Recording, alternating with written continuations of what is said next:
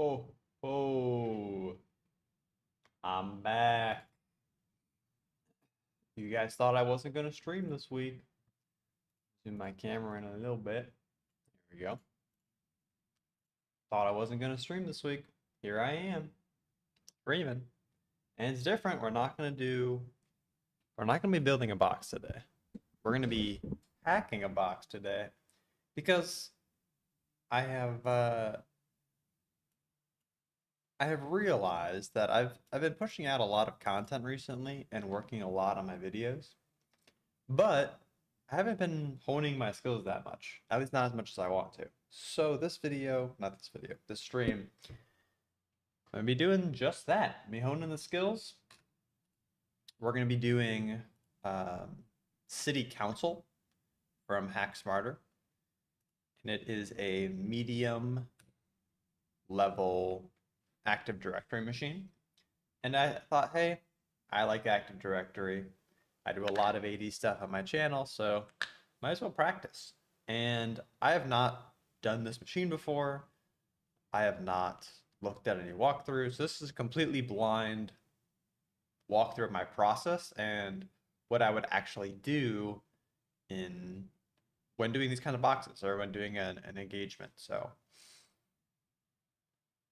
yeah, without further ado, I guess we can get started. I'm thinking of if I should, I guess I'm gonna open my Notion for this on my second monitor.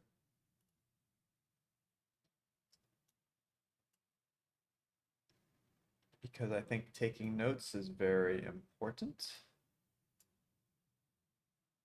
Let's see, CTF documentation.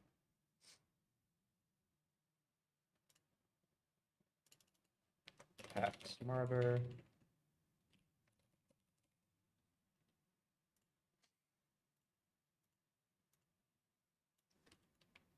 And then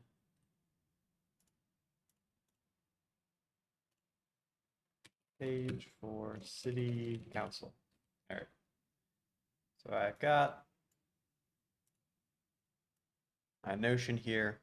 Oh, you can't see that. I got my Notion here. I will be taking notes on the side. I probably won't be showing them just because like I think it's a little difficult to do that. I know Tyler does that where he has a Notion page in his, let me move my camera a little bit like this. I know he has this Notion page like in this Kali screen in his Kali machine.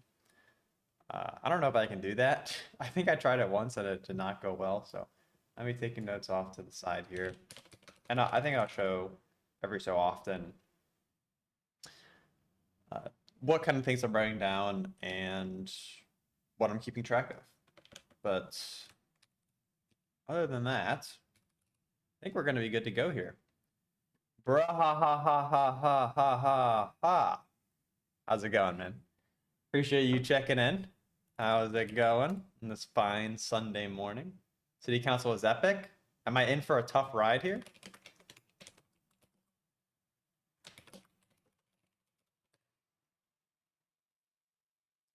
It's good to know we've got someone vouching for the machine. I mean, all of the boxes on HackSmarter that I've played have been pretty cool. Obviously, I made a few of them myself, so I might be a little biased there, but they are. Tyler's got some good creators. So yeah, I'm excited for this one. I haven't done a HackSmarter machine in a while, so I'm glad you've got the vouch for this one.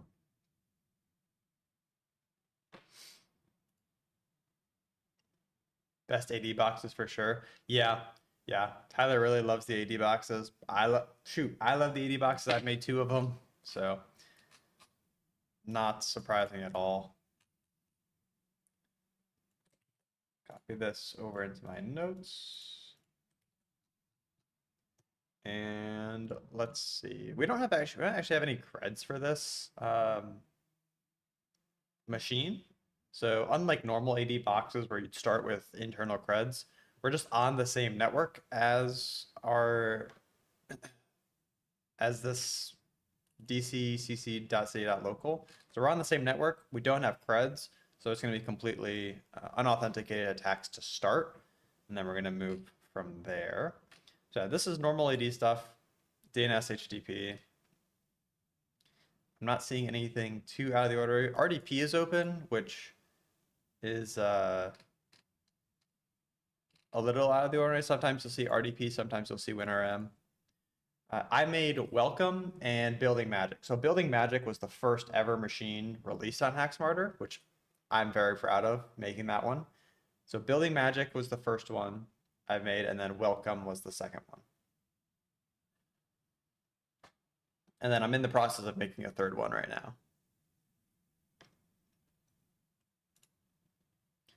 Yeah, I was the first creator to be featured on the platform. Those are both bangers. I appreciate it. I'm glad you enjoyed them. Because yeah, they were a blast to make, and really kind of inspired me to make more boxes because of the receptiveness. Like a lot of people played that box and a lot of people enjoyed it. So it was fun to make and fun to maintain. Yeah, we have a DNS name here, and the domain name is city.local. So we can just add that to our Etsy host file. Let's do city council. And I forgot the IP.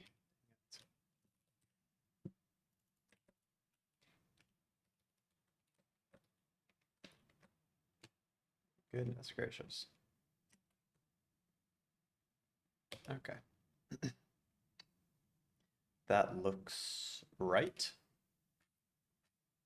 And anything else I'm missing from this? I don't think so. I think we're good. City.local. Oh, that was actually the full. I should add city.local because that's a host name. City.local, and then add the host name for the domain controller. There we go. All right, so hey man, I'm watching your content for quite some time now. Thinking of starting to make content on my own as well, thanks to you. Hey, I appreciate that, and I highly encourage it. Like content creation has been one of the most fulfilling parts.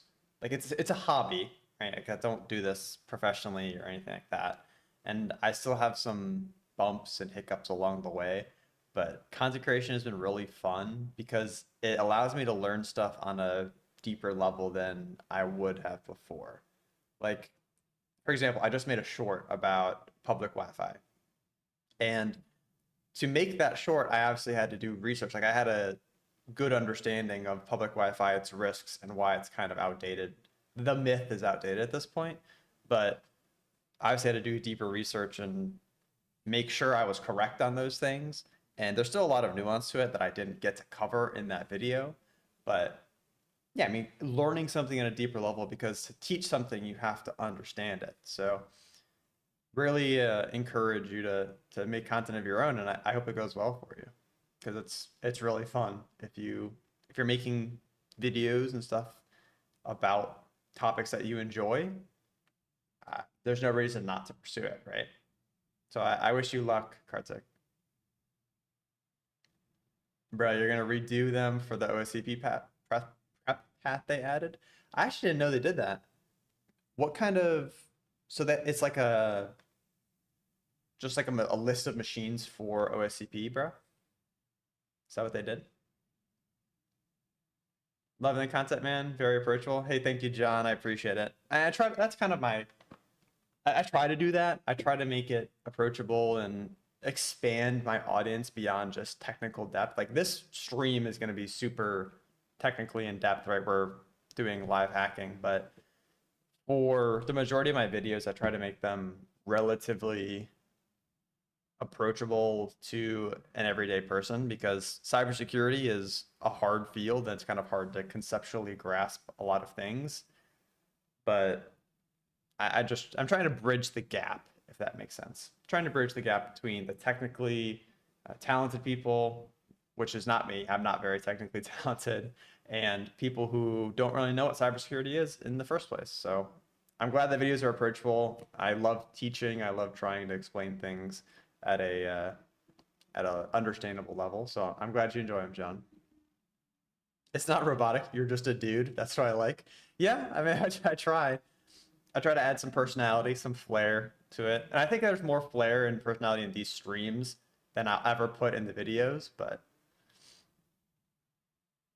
you're in school, if I remember. Where at and when are you done? I go to Purdue University and I'm done in a couple years, I think. I don't know. It's the end of the semester right now. Like it's finals week next week, so I'm kind of lost, but I'm done in like a year and a half, I think. Graduating the big 2027. So I still got some time. Blower, how's it going? How's it going? I'm doing swell. Nice Sunday morning. Is it Sunday? Check my phone. It is Sunday. Okay. It's been a long weekend, guys. It's been a long week, long weekend. I don't know where I am. But Blower, I'm doing good. How about yourself? Is it possible for us to connect on LinkedIn? Tried looking for your account but couldn't find it. Guys, if you want to find my LinkedIn, I'm not going to be saying it publicly on the stream, but you can definitely find it.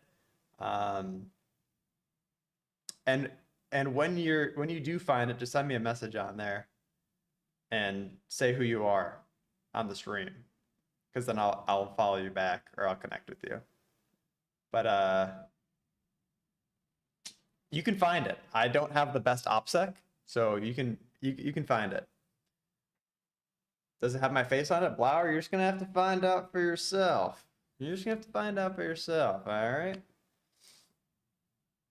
John, you're a career changer, wrapping up my cyber BBA. Keep it going, man. Hey, career changes are so hard. I'm young, like I'm still in school, so I don't understand the stress or the challenges that come with a career change. But from like older people in my life that I know have gone through similar things, it is quite tough. So I admire you for doing a career change, and I know it's difficult from what I've heard, but so I appreciate you coming in here and just being cool. And I wish you the best of luck in your career change. I hope things go splendid. Deefus, how's it going? Appreciate you tuning in. My favorite Twitch viewer. Blower, I have the same certs that I had a month ago or 2 months ago. I haven't gotten any new certs in a while. It's been I'm working on getting approval to buy a new cert right now. So I will be pursuing a new cert soon, and I will be making content on it. So stay tuned for that. Yeah, that didn't really answer your question. I have PJPT, PNPT, PT1, OSCP, and my most recent cert actually was Security Plus, funnily enough. Most people show their certs on LinkedIn off. I don't show all my certs off on LinkedIn because I don't think all of them are necessarily the best.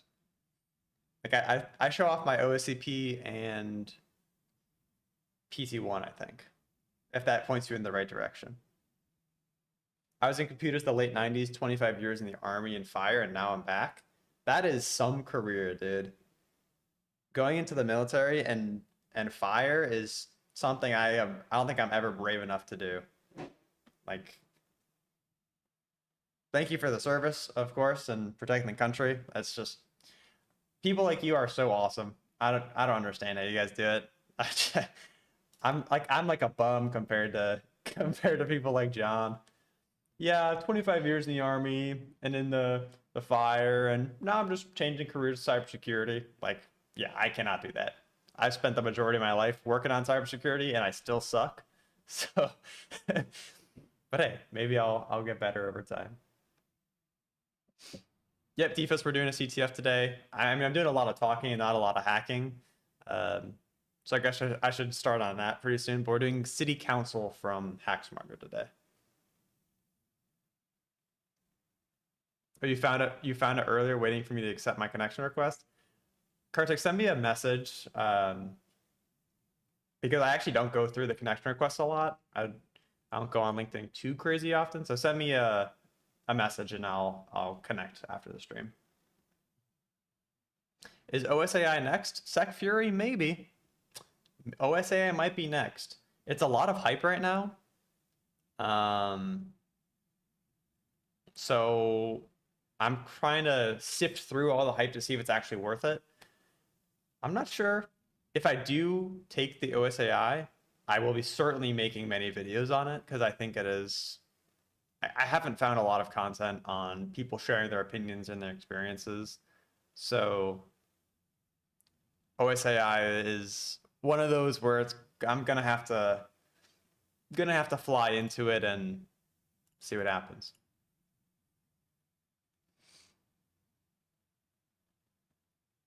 CompTIA is unnecessary, but rather useless, I feel. Yeah, I agree. I got the Security Plus only because most employers want you to have the Security Plus. Like, I didn't study for the exam. I could have made a video on it. Like, I could have made a clickbait video being like, oh, how I passed the Security Plus without studying, but that seemed a little disingenuous to me. And I just got the cert because all the content in there I was familiar with. Like, I've been in cyber for 2-3 years through university and working, so really, like, a lot of the stuff on there I already knew. So no need for me to, one, make content on it, and two, take the cert in the first place. But a lot of employers want you to have it, so that's where we landed. But I agree, CompTIA certs are pretty outdated. I feel like if you're not doing a hands-on portion of the exam, or if the majority of the exam isn't hands-on, you're doing something wrong.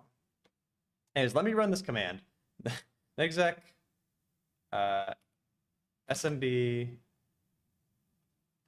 because I have been just yapping for the last 20 minutes. We're going to do null authentication first.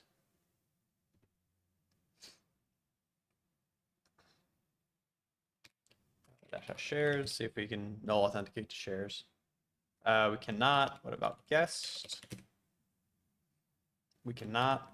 So no guest, no null authentication. Maybe it's going to be some type of LDAP null authentication. I know there's a way to do that through LDAP. Currently preparing for the OSCP. Let's see how it goes. Do you have a Discord channel? I do not have a Discord server for my community. A lot of people have asked for it, but I don't think I have the bandwidth right now to actually keep up with it. So I could create a Discord, but I don't think it'd be very useful. I'd suggest just going and talking to people from the HackSmarter Discord. They're smarter than me, and they will help you more than I ever could. So Kartik, I recommend checking out the HackSmarter Discord when you have time. What is OSAI and what's it about? OSAI is OffSec's new red teaming AI cert. So I think it's offensive security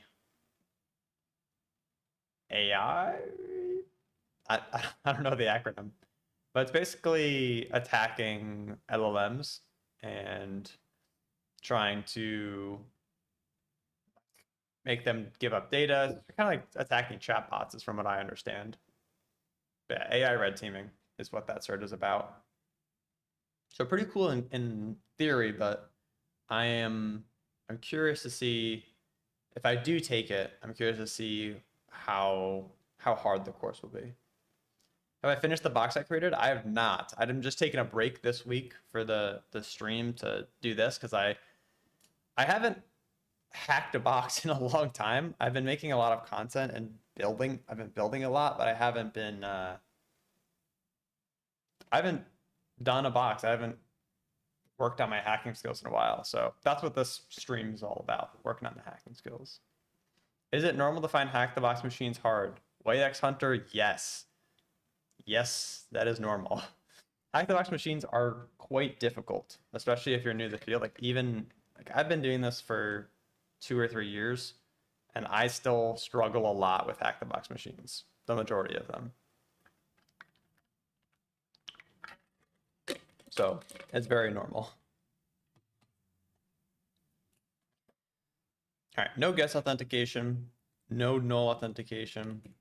What if we do no authentication with users? I wonder if we can find users. Nope. All right, let's try. I know there's a command for. I wonder if I can actually RID brute first. RID brute. Nope. I wonder if there's. I remember a command with LDAP search, I think, where you can search through LDAP with no creds, or like with the guest creds. The guest account is disabled, so we're not going to be able to do anything with that.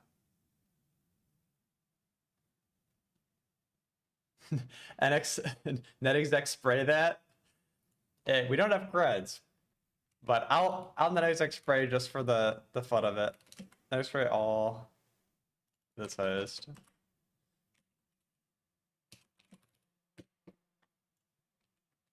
Oh, NetExec spray can't do null authentication. What do you mean it's missing? My own tool isn't working. I think I actually got these backwards. Bruh.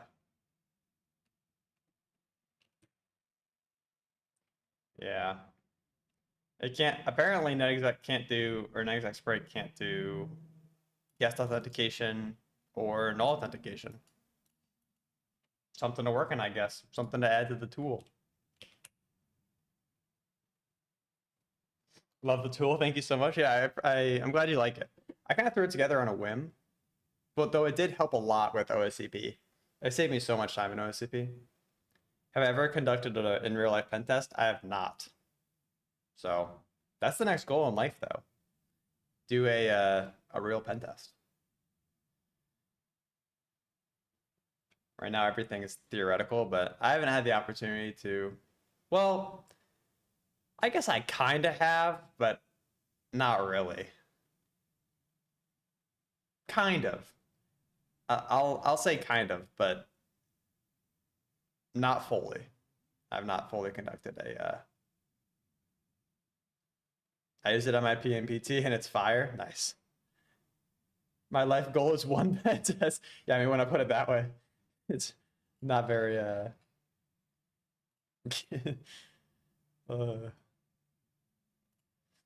LDAP search, null authentication.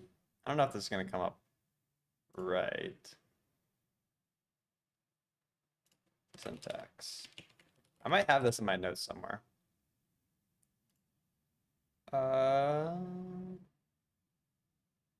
This looks right. Maybe. I think this is right.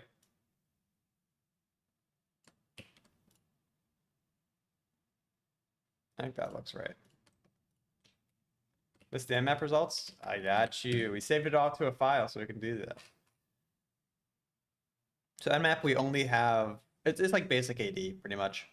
AD is open, which I guess I haven't checked out the HTTP server.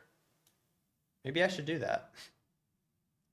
Let's do that. So there's an HTTP server. I just assumed this was normal Windows. HTTP server, there's Kerberos, SMB, LDAP, RDP, and WinRM. So nothing crazy here. RCMJU, thank you for the follow, bro. I appreciate it. I gotta have like an animation on my stream for when people follow. I don't have that right now, so sorry. But thank you for following. Appreciate it. Oh my gosh, it's an actual website. I can't believe I skipped over this. That was silly of me. Blower says 6-7. Nice. Nice. All right. Welcome to our city hall. Well, now we can kind of switch this into a web. So let's do GoBuster. And I'll also look for wordless dir big dot type. Yeah, it's going. So I'll explore this. And my web methodology isn't that good.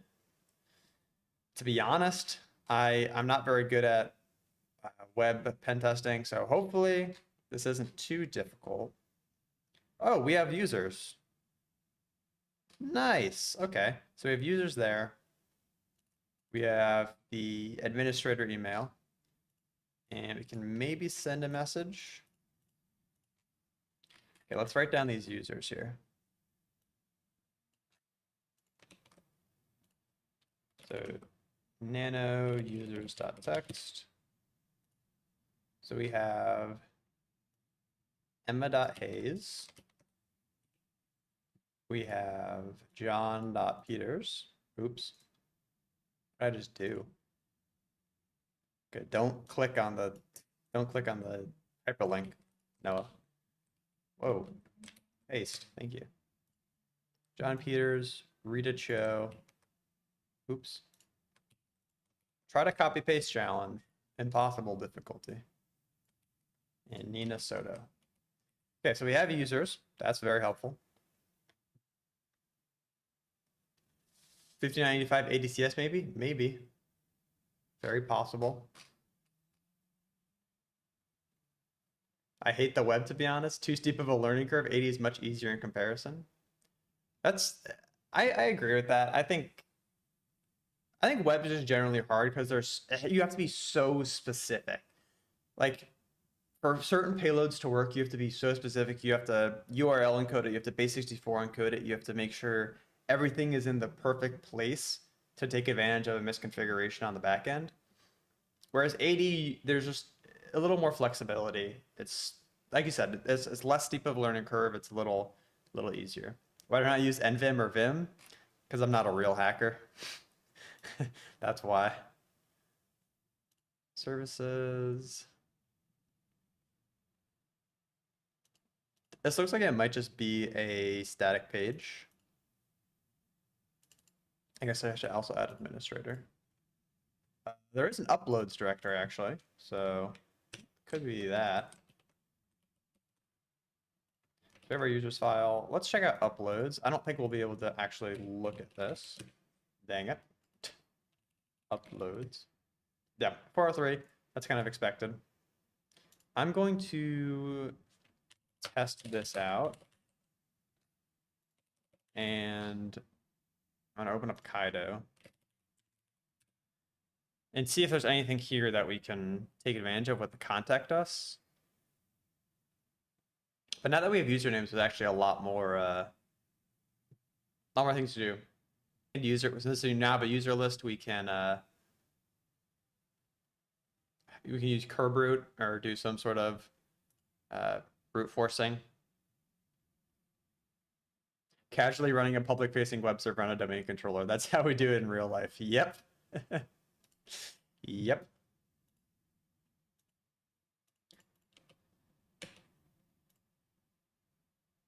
All right. Kaido's tweaking out. Let's turn on the proxy. Maybe.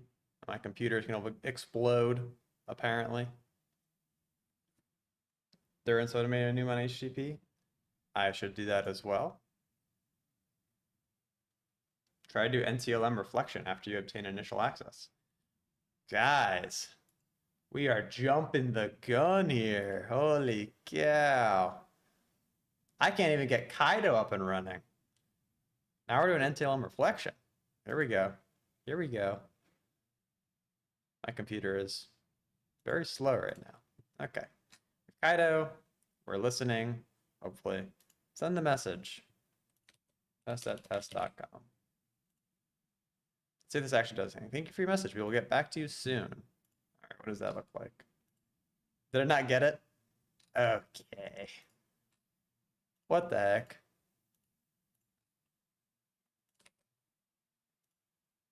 All right, it's where it's working now. Let's try it again. Test, test, at test, test, test. Oh, it's completely static. That doesn't do anything. Okay. So it looks like the web is kind of a dead end. I will DCCC. What is our host name here? DCCC local. I'm going to run subdomain enumeration on this. So let's run ff-u word list user share word list dirb and then Novoco. I read that wrong. It's Nakovo. I've been reading this every time I've used this word list. I read it Novoco. Sorry, Nakovo. I'm writing your name wrong. H host is buzz dot dcc city.local, then AC. All right, that's off. And I'm going to open a new tab here. Call this web. Now, on this one, I will call this netexec. All right, we have our users list. Let me catch up on chat real quick. Do I have any certs? I have a few certs. I have PJPT, PNPT. Those are both from TCM Security. Oh, I have PT1 from TryHackMe. I have OSCP Plus, I guess, OSCP Plus from OffSec. And I just got Security Plus because the previous 4 Active Directory hacking certs weren't enough. So I just got Security Plus. Back to Burp Suite community it is. Machine also has RDP enabled strains for a Hack the Box machine. This actually isn't a Hack the Box machine. This is HackSmarter from Tyler Ransby. But I do agree. I actually pointed that out as well, Gandu. We're on the same wavelength, me and you. I also said that RDP usually isn't open for these kind of AD machines, so. Strawberry Kitten says, nerd. Indeed I am. There's no need for any Vim for a hacker, to be honest. Never used it. Still doing pretty good. There are more important things for pen testers to waste their time on than learning how to use an overcomplicated tool where every modern IDE has way more functionality to pretend to be one of the cool kids. See, that was my thought. You put it perfectly, Defus. I 100% agree. Let me just use Nano. Also, I don't edit text files that much. If I'm actually coding something, I am going to use an IDE. But for stuff like this, when I'm putting users into a text file, it's going to be Nano every time. Is Cape on my radar? It is on my radar. I don't know when I'm going to get it, but at some point in the future, I'm going to look at doing Hack the Box. There's Cape, CPTS, their AI certs, stuff like that. How difficult is the PT1 compared to normal Hack the Box machines? What do you mean by normal Hack the Box machines? Like easy Hack the Box machines, medium Hack the Box machines? Because I'd say that out of all the certs I've taken, ironically, I think PT1 was the hardest. Like, I think PT1 is low-key harder than OSCP. That's a hot take. But the web portion of PT1 is just so... It was difficult for me, at least. Difficult for me. For medium machines, I would say that Hack the Box machines are going to be harder than the PT1. Hack the Box medium machines are going to be harder than the PT1 because the Hack the Box machines are usually updated and like relevant and new. Like you're going to learn something, you're going to learn a new technology or a new protocol, or you're going to learn something new when you're doing the Hack the Box machines, especially the medium difficulty. But with the PT1, it's kind of like the exam is based on the course, and the course is going to teach you everything you need to know. So the exam's not going to throw any new things that you haven't seen before onto the exam. If that makes does that make sense? There's a train. Goodness. So I would say that Hack the Box medium machines are harder than the PT1. But it's only because the Hack the Box medium machines are new, if that makes sense. Hopefully that helped. But I'd say that the PT1 is probably one of the harder certs I've taken. I'd say it's harder than the OSCP, or on par with the OSCP. Nexec SMB.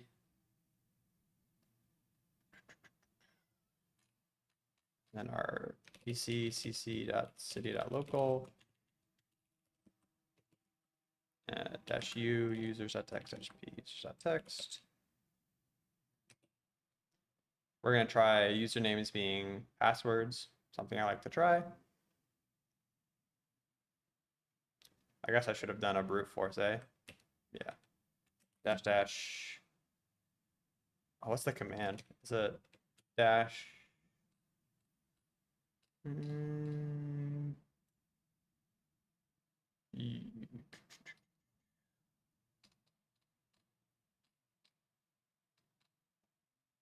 No brute force.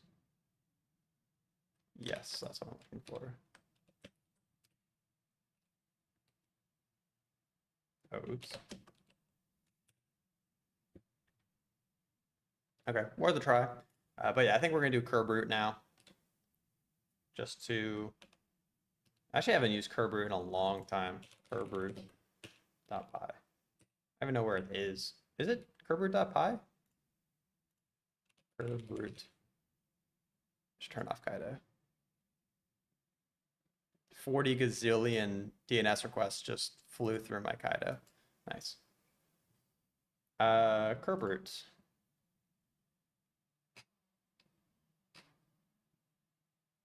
I think I have it on my machine.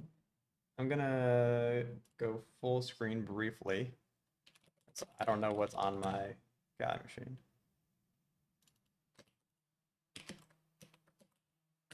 All right, we're good. We're good. Don't worry. Yeah, we have Kerberosting. Kerberosting -dc is dc cc.city.local. That's going to trip me up all day. Domain is city.local. And then we're going to brute force user password combos. Password spray. We want password spray. Password spray. And that's, what else do we go? Kerberosting password spray.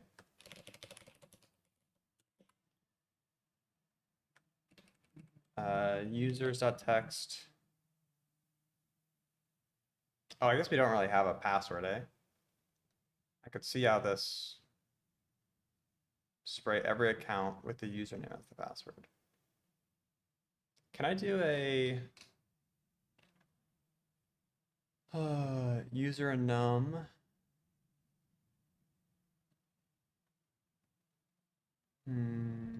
Brute force a single user's password from a word list. Test a single password against listed users.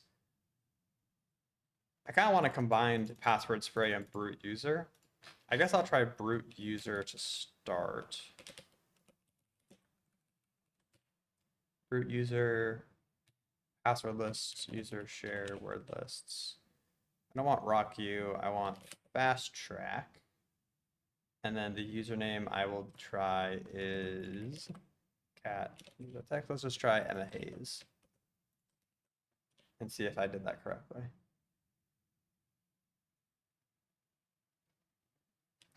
All right. Do user enum? You think I should do user enum? It's a user enum. Enumerate valid domain users. Well, I guess that's a good point because we don't actually know if these users are valid for the domain or not. I guess I just made that assumption without actually checking. Username word list, user.text. All valid. Look at that. That is a good start. Okay.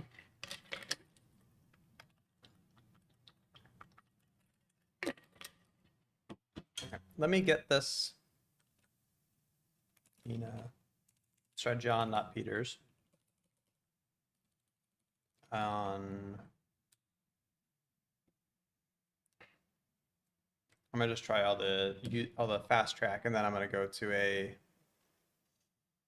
more complex word list. Nina.sodo.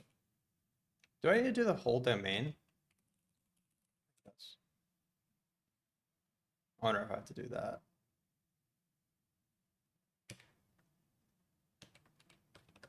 read.show. See if our still nothing on our web, which is fine. Let me catch up here on chat. OCP is not very hard on web, but it at least teaches the basics. And after that, you pretty much know how to handle the web stuff and where to find information if you need it. Yeah, I agree with that. OCP doesn't test web as much as PT1, but you definitely learn a good bit about web. But definitely PT1 is more in depth on web because they have dedicated a whole section to it, right? Is OCP worth it? I haven't finished high school yet. I mean, if you're looking at getting the OSCP and you're still in high school, that's an accomplishment in itself. So, Leo, I think you're in a good spot. And I think if you graduate high school and you have the OSCP, that is quite incredible. So, I mean, it depends on where you are. If you can get someone else to pay for the OSCP, because it is quite expensive, especially for a high school student. So if you can get someone else to pay for your OSCP, I feel like there's no downside for you doing it. Like you're gonna learn something, and you're gonna have a great credential to show off at the end of it. What do you think Hack the Box TJ null machines are the closest to OCP exam or in the proving grounds? That's a good question, Secretary. And to be honest, I can't answer that because I haven't done the TJ null list.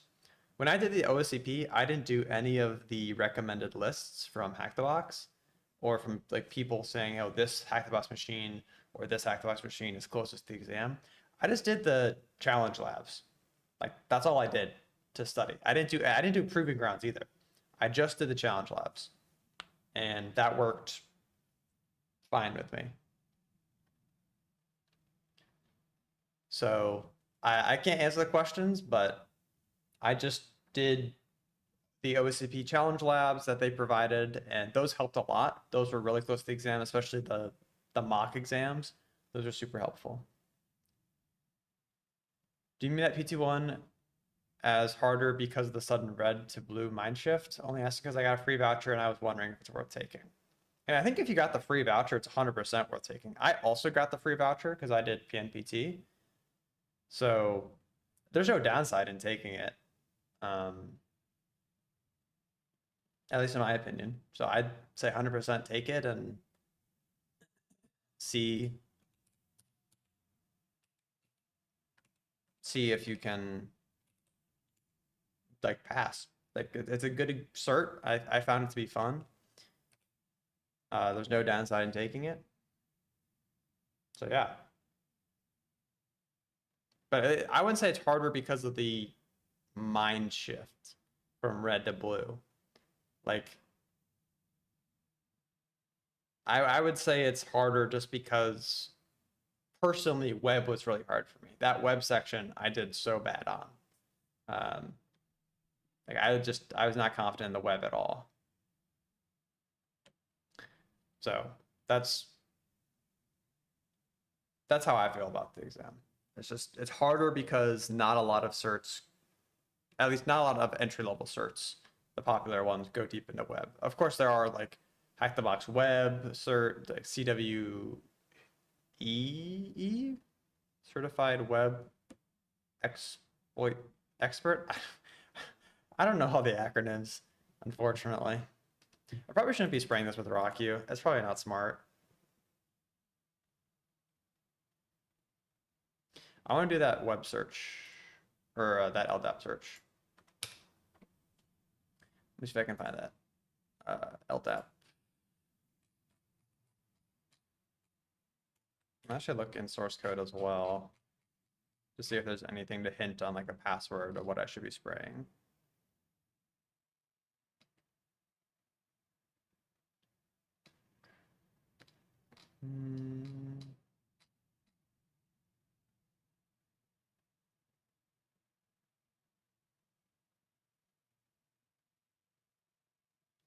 This is the JavaScript that, again, it's like static. It doesn't actually do anything. Okay. I I think our web here might be a dead end.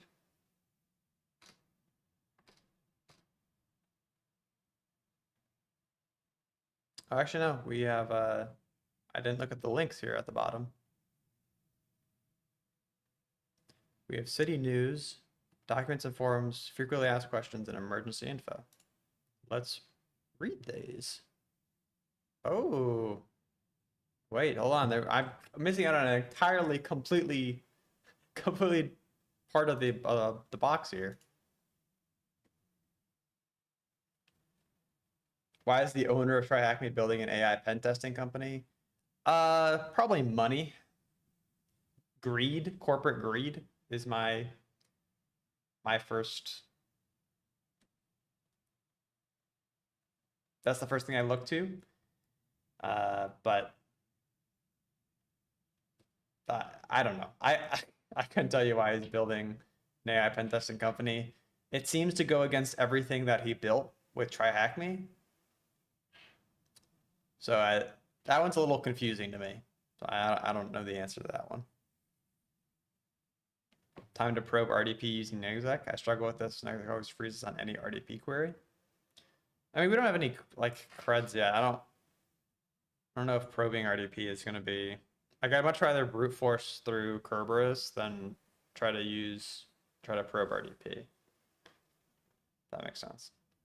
BSCP, EWPTX, OSWA are all web heavy. OSWE for white box code review on web apps. Ah, I learn something new every day. OSWE is what I was looking for, by the way. Appreciate that.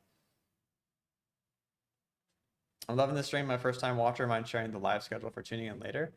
First of all, I appreciate you for saying that. It means a lot.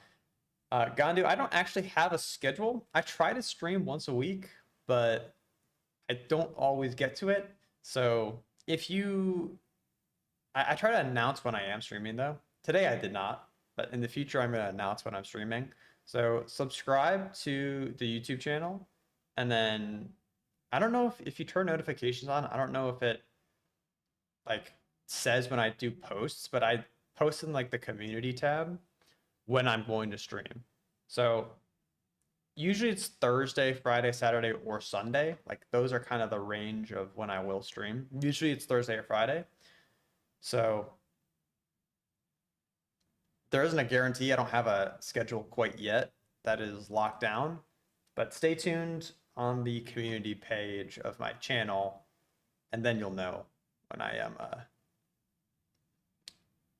I'm doing that. Ooh, city services portal. Whoa. Okay, so we can download an exe or a bin.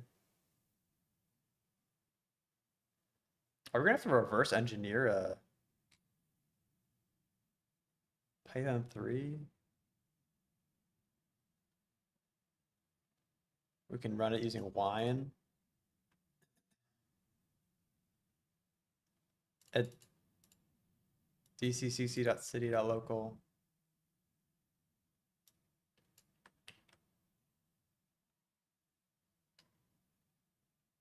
This is kind of funny. It's saying how we should be doing our Etsy host file.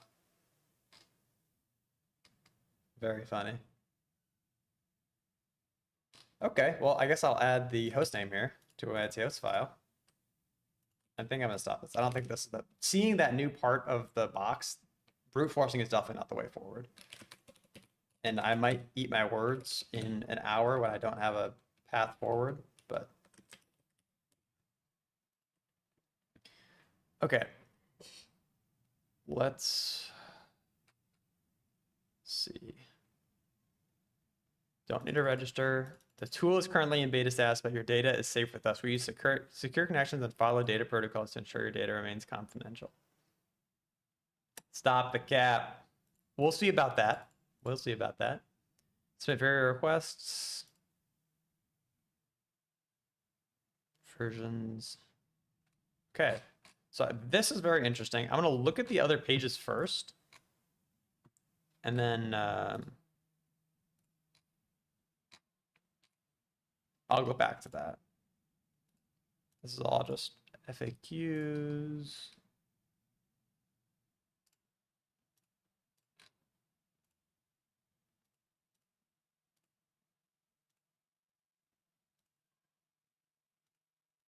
Okay, I don't think that actually does anything. Yeah, emergency info.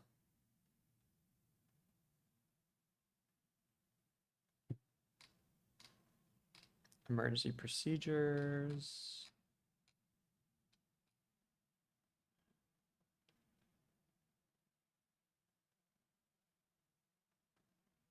Okay, I think this is also static. Sign up now. Oh. I don't think that does anything. So I think the most logical one is going to be this. So let's download both of them and decompile them and see what we are working with.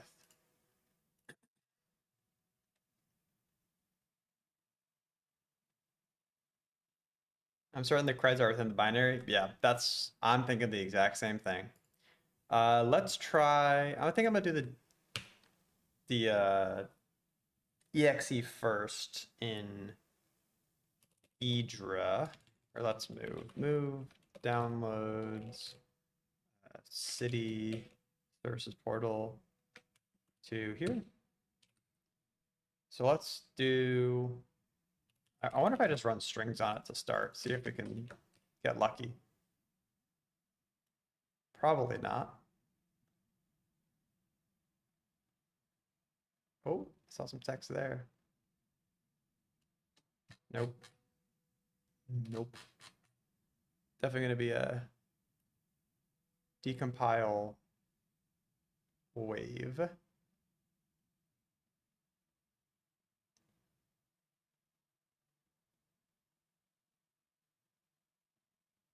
All right. We'll decompile. Clear. Let's do, I actually haven't done this in a long time. Ghidra city services portal.exe. Let's see if this works. I think I can close Kaido as well. I don't think it's going to be web. It's definitely going to be decompiled here. So yeah, I don't do reverse engineering a lot. I don't do this kind of thing a lot. So let's do file, new project, non-shared project. Let's do home, Cali, HackSmarter, city, council.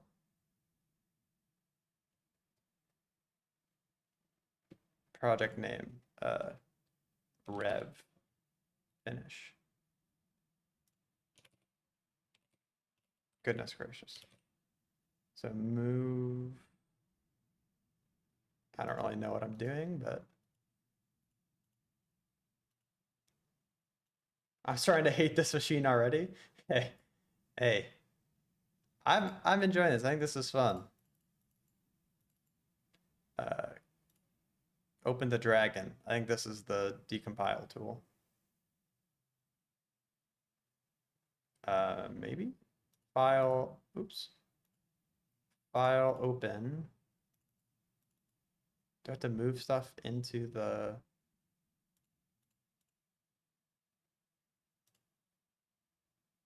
Is there a rev directory? I'm supposed to be. Do I move city services exe into rev.rep? Maybe. See if that works.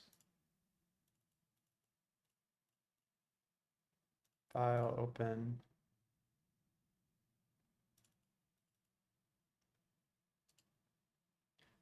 Guess I'm not very good at Ghidra. Can I just open a file? Oh, import file. Let's do that. Yeah. Let's do that. Home, Cali, HackSmarter, City Council, and rev.rep. This. Boom. Boom. There we go. Yes, we'll analyze it. Okay. you can use ilspy and export the exe file. Is it bad that I haven't? I've heard of this before, but I don't know if I've actually used it. .NET decompiler. Yeah, I feel like I've used this maybe once before. Do I even have it on Kali?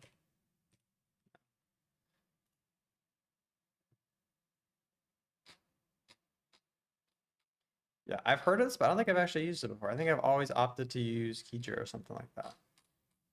Or dnspy. I'm gonna poke around in Keydra because we're already here. Might as well poke around. And we're going to search for strings. I think I'm going to search for strings on our usernames, right? Because we have our valid users. So searching for strings on those valid users is probably a good route here. So let's do search for strings. I guess I can just search for all strings here. And see if we find anything interesting.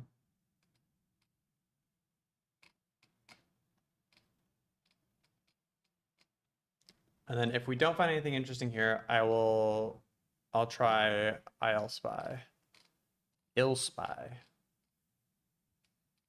Yeah, I don't get to go into Keydra a lot, but I do find you can save the code. I found it so much easier. What do you mean you can save the code? You're saying there's an easier way to do this that isn't going through the strings of the binary? That's something you've piqued my interest, Zach.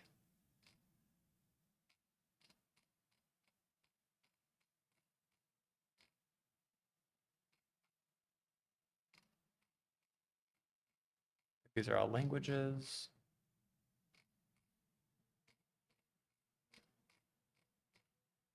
Are you saying I can like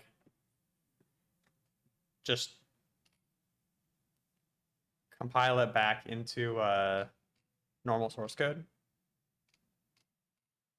I think that's probably a better option.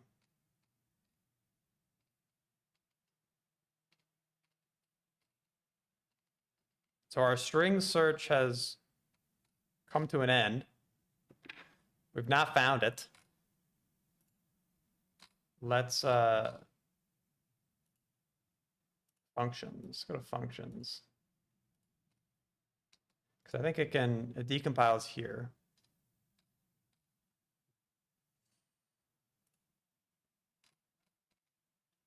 So look at all the entry function here. Security init cookie. What does this do?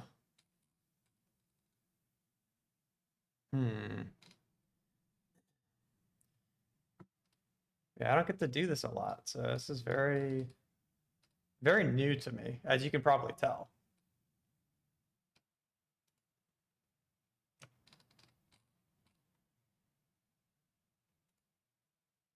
As far as I know, I've used ilspy. You're able to save it as code, meaning source code, so you don't need to choose through strings or binary. Well, it looks like I need to download ilspy then. Let's do that.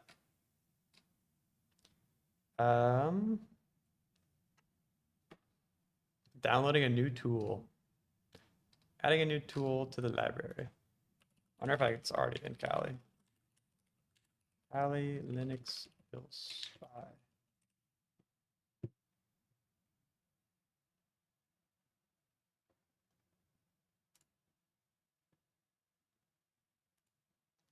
You can use it on Kali through several cross-platform alternatives. It's like a GUI? I don't even know what ilspy is, truly. Let's see. Releases. ilspy 10.0. There is a UI. Okay. Run the exe locally and see if it makes any inbound, outbound connection. That's a good idea. That's actually a really good idea. Let's run the installer though. Zach, is this how you installed ILSPy, or is there a way to do it through Kali, in which I don't have to install the binaries?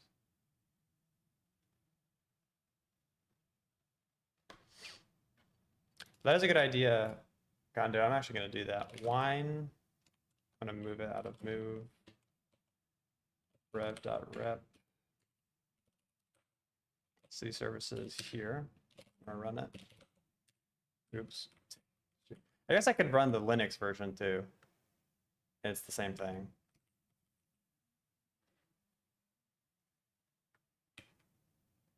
Oh, goodness. Oh, goodness gracious. Get me out. Guess we're going to have to wait for our fate on this one.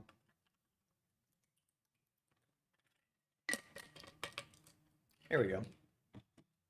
On the exe.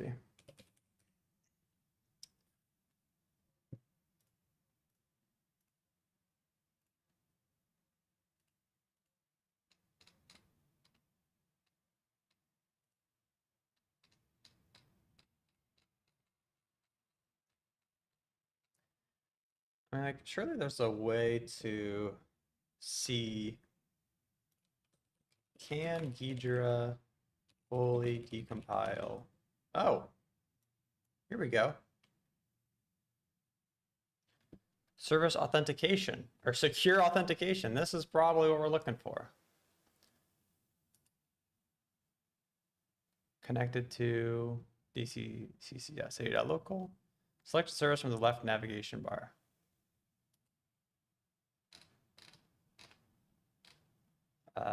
Building permit request.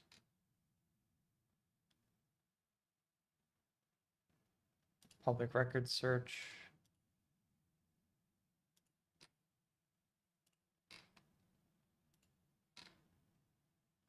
Can I make this bigger?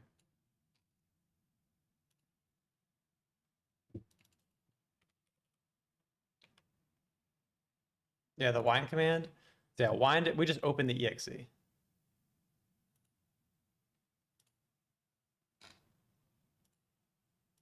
Yeah, it's definitely in here somewhere. Oh, application status log. Huh. Very interesting. Can you fully decompile exes into source code? Because if there's a way to do this, I think I'm going to do this instead of ILSPy. Ah, rats.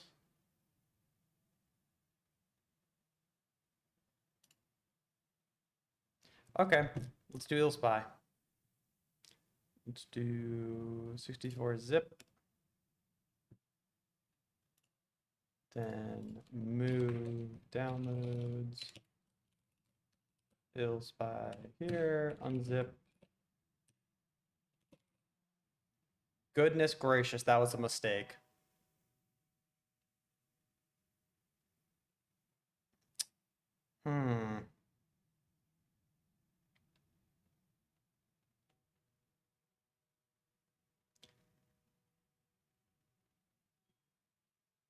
Let me capture the traffic.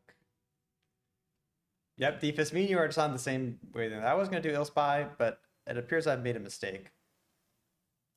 Make their ILSPy.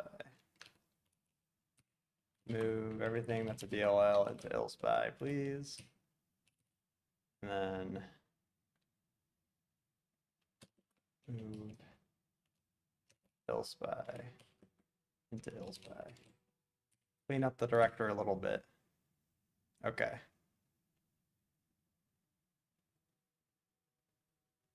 Can I run ILSPy through wine? Hold on, I'm getting distracted. Let me try to open ILSPy through wine and see if that works. If this works, then we can just decompile the code from there. But I don't know how it's going to function with the double decompiler. Yeah, there's a lot of... Sure. Download it now.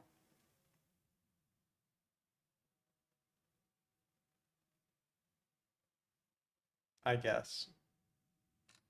So that's causing issues. Oh, we're downloading stuff. I think I'm just going to capture network traffic and call it a day. in conclusion, we can also just decompile the Linux version, which I will do. So I'm going to capture traffic. I like to use Wireshark. I should probably use something else, like goodness, what's that other tool called? It's like the most fundamental traffic capture tool of TCP dump. I should try. Yeah, I have tried strings with no avail. Let's do any. And let's run our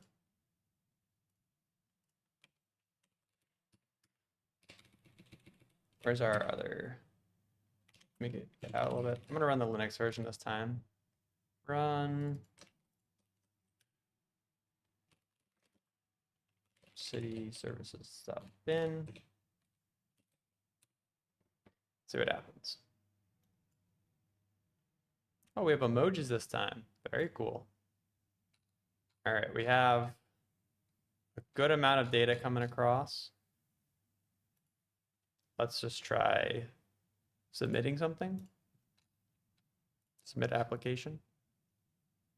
Ooh, services portal. Okay, we have a new account name. Very good. Okay, let's add that to our users.list. Nano users. We have services portal. Goodness. And I think that's all we need to do there. We found out the service account. Let's close that and let's stop listening to traffic and let's go through here and see if anything's interesting. So TCP, this is just three-way handshake. The OpenVPN's interesting, but I think rabbit holes from hell. I don't think there's rabbit holes. I think we're onto something here. Can I follow the TCP stream? Is there anything here? Oh. No. Let's go back to everything. Kerberosting maybe? We could Kerberos. The problem is I don't have creds to Kerberoast. I can't. And I don't, well, can you Kerberoast? I don't think you can Kerberoast without any creds. I'll try it, but I don't think I can. Yeah, local. We know no authentication works. Kind of.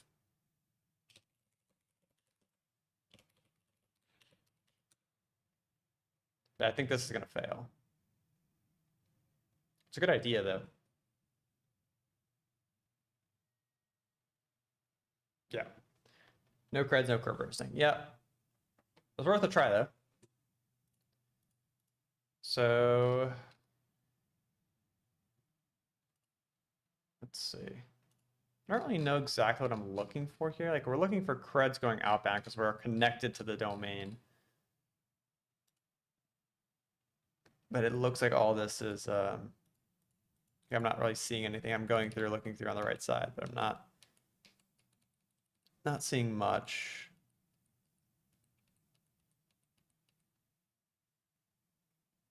AS rep roasting. That's another good idea, actually. Let's try that. So -- AS rep roast, and then you using via users.text.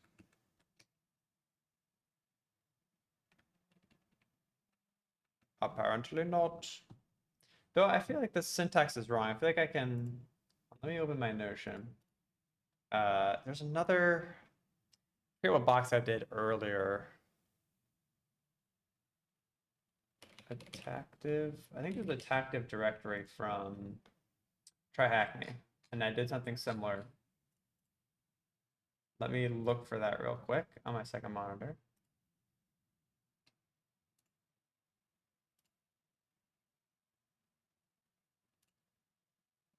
And see if I can find the exact syntax.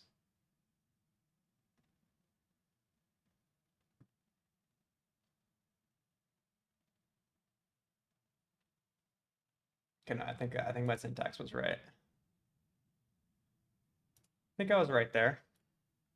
So we could just directly try that user we found, services portal. Yeah, no luck there. I definitely think it's we just have to decompile. No, I think it's NTLM base off.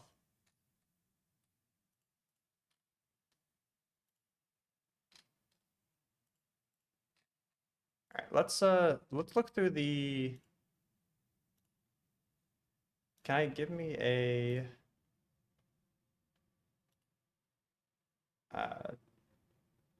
what am I looking for? I'm looking for a .bin decompiler Kali Linux. I don't want to deal with installing ILSpy, and I've never used it before. And I feel like there's a tool here that I've used before. Binwalk. Ghidra.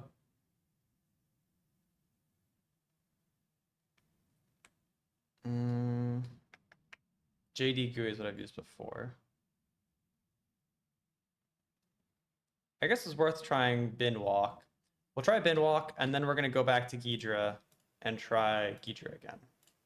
So let's do binwalk-e yes, and see if anything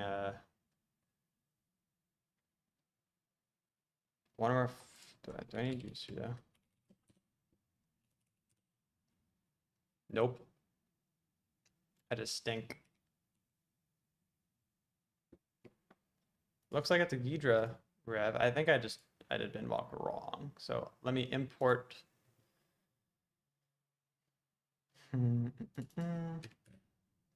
import the bin file. And then look at binwalk. Because I have not used it in a long time. Binwalk. Oh, hello. Yeah, it's importing. Binwalk extract. I think that's right.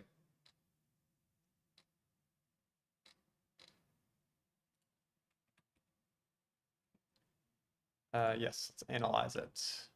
Analyze all. All right. Looks good to me. So we're now in bin. Let's close the exe. And I mean, it's going to be similar things, I believe.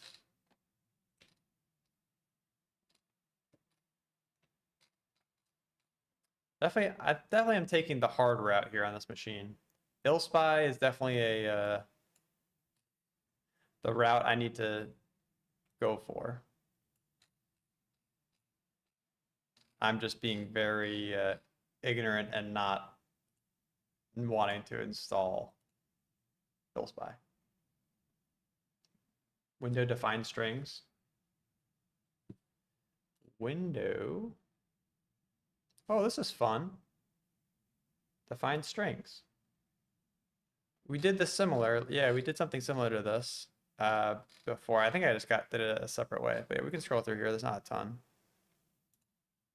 Error could not decode. Errors, proc self exe. That looks interesting.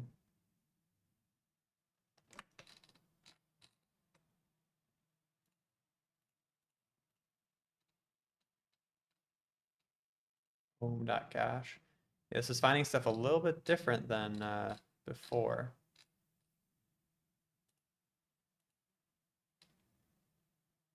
Nuico one file directory. Very interesting. This is how you do, yeah, filter by keywords like password. Well, we're at the bottom here. I don't see anything, but let's filter it. Password. Nothing. What about admin?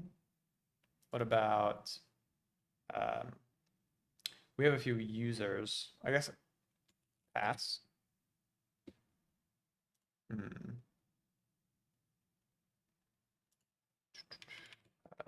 PW. Get password UID or get PW UID. That was a good idea. Yeah, I think searching by username is next, like John. We have John.Peters. We have Nina. Nita. I should just look at my users list. Okay. Users. Emma, John, Rita, and Nina. And service. Emma, John, Nina, Rita, service. Huh. Yeah, service user still nothing. If I just search entirely for strings.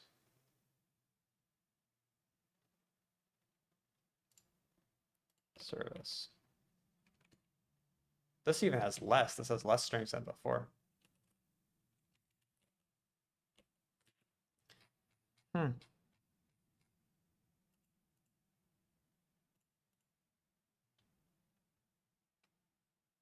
Let me see if I can window. What else can we do here? Decompile entry. Whoa. What the heck was that? Because cool animation, I guess.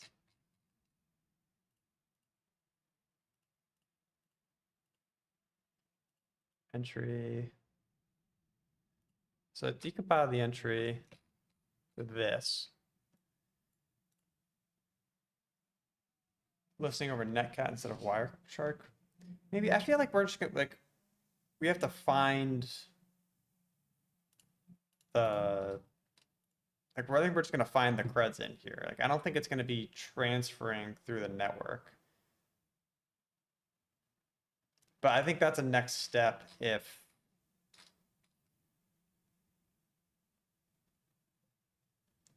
what's that? Did someone hack an actual hacker stream? It looks like Gidra hacked me. Imports. Yeah, I don't really know. Do not know what I'm doing here. Filter, find path. Find service. Find John.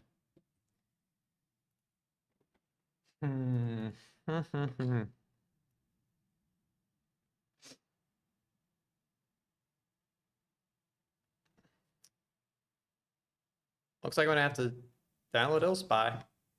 Let's figure out how to download this. I think the easy way would be to use DNSSpy, but that's Windows only as far as I know. SPY is an option, but the setup is so weird. It owns a section in my notes. Oh goodness. Goodness gracious.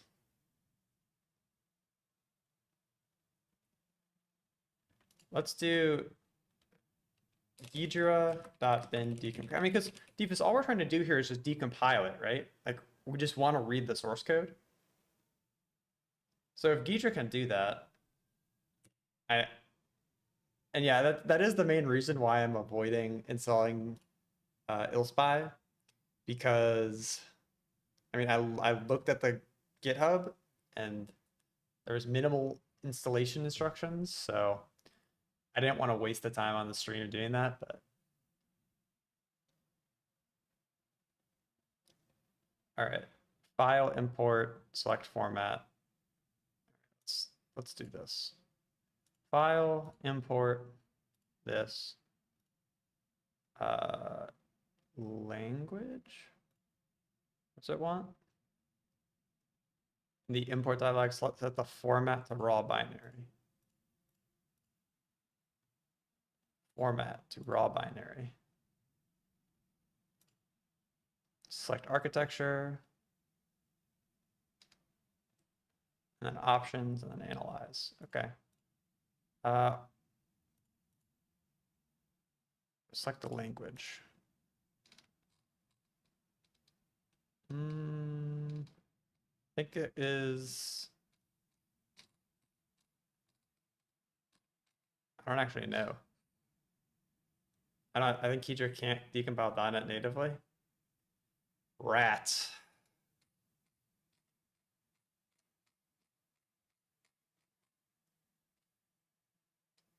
I think it's. I mean, I don't know. I don't really know what to pick here. Because, well, is the Linux binary .NET though? Like, let's read more about this. Go here. Native Linux binary, optimized for Ubuntu, Debian, and Linux.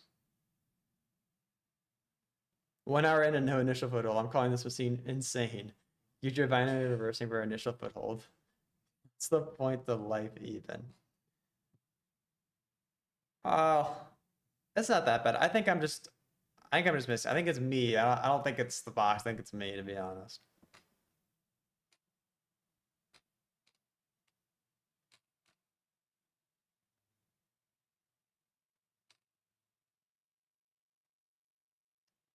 Yeah, defus is, if it's a binary, is it .NET? Because I think they're different because it says it's optimized. So I'm assuming it would use something different. I don't really know. Do not know. But I think this is a, I don't know what language to pick here. What does it say when you use file? That's a very, very good question.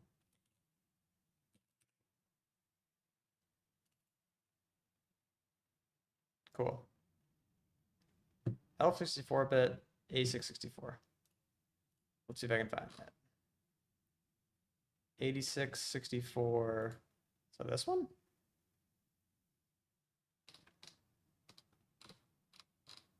I'm very bad at this kind of like compilation stuff. I believe that's like right. I think it's just 8664. 8664. What's the difference between all these? I'm just gonna pick this one and see what happens. Destination file name already exists.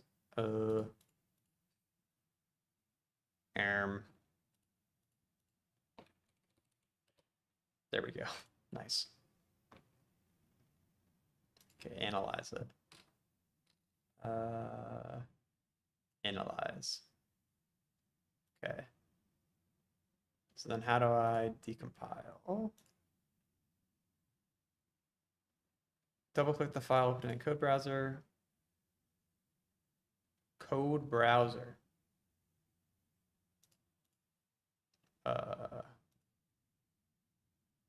Code. Where's the code browser? Is this the, that's the decompiler.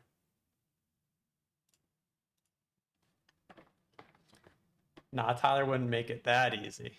Any CVE for digital search? Yeah, Tyler's not doing the. This is a medium box, to be fair.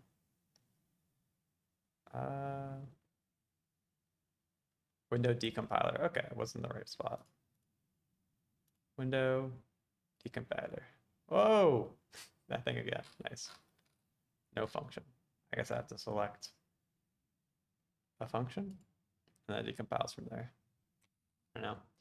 So I ran the .bin using wine. Well, I can run the binary normally, just like natively. So cservice.bin, just run it normally. And then wine does the same thing. So I am there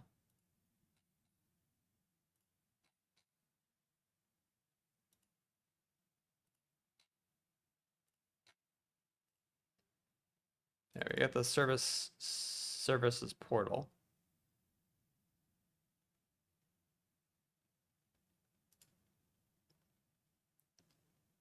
Authenticating service account.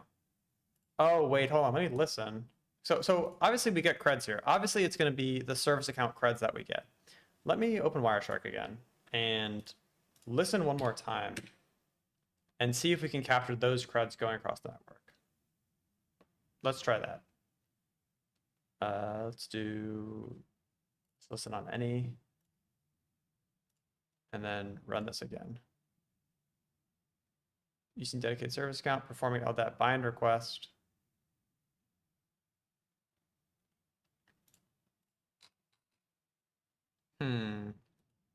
Not what we expected. I wonder if I need to listen. Because we should be seeing LDAP here, right?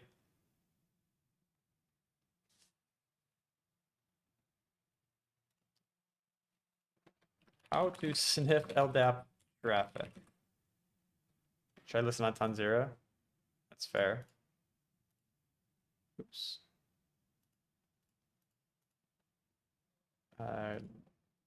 Just go back here. Continue without saving. I know I'm on any still. How do I switch? Here we go. Ton 0. And then run this again. Blah, blah. I think we should be seeing LDAP fly through here, but we're not.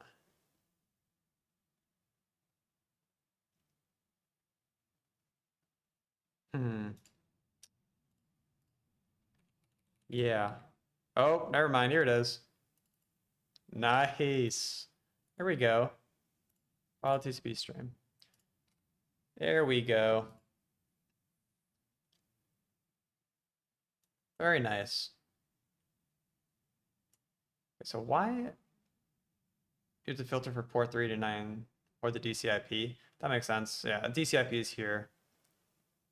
All right, we have our creds. Goodness. Goodness gracious, that was quite the quite the adventure for that. Nano threads.txt service. Oh man, I didn't paste them. Gosh dang, I have to do that again.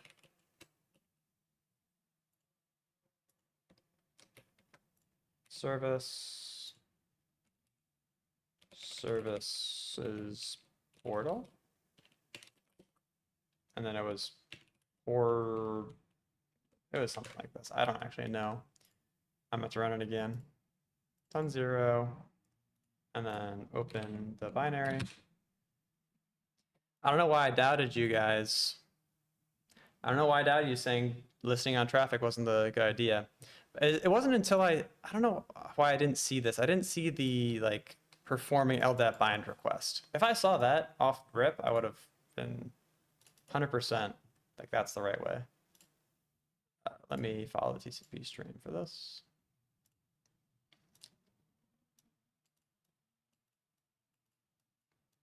Portal 1337.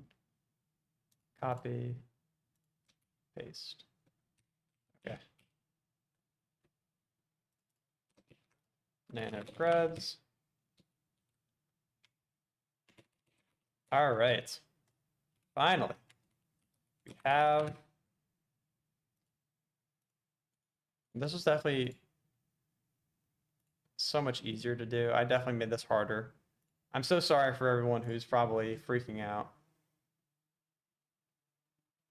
I just thought it connects to the DC because it says so on the top. Well, I think it does. Like, the bind request is to the DC.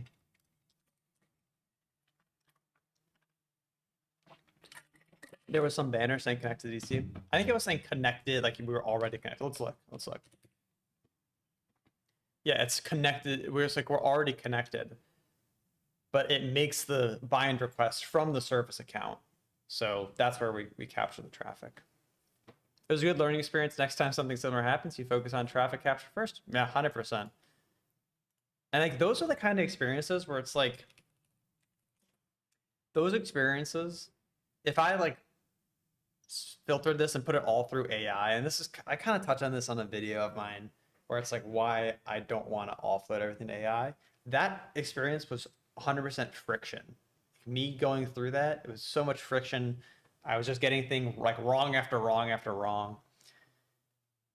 But yeah, like, that's the kind of experiences that build my repertoire and build the skill set and build the instinct more so than anything else. I think the instinct was the right approach. I didn't mind a little different. Cool to see your approach. Bro, how did you do yours? I'm assuming it was a did you use ILSpy or some kind of better decompiler for .NET? So I'm curious. DC cc.local.city.local. And then we'll provide these credentials.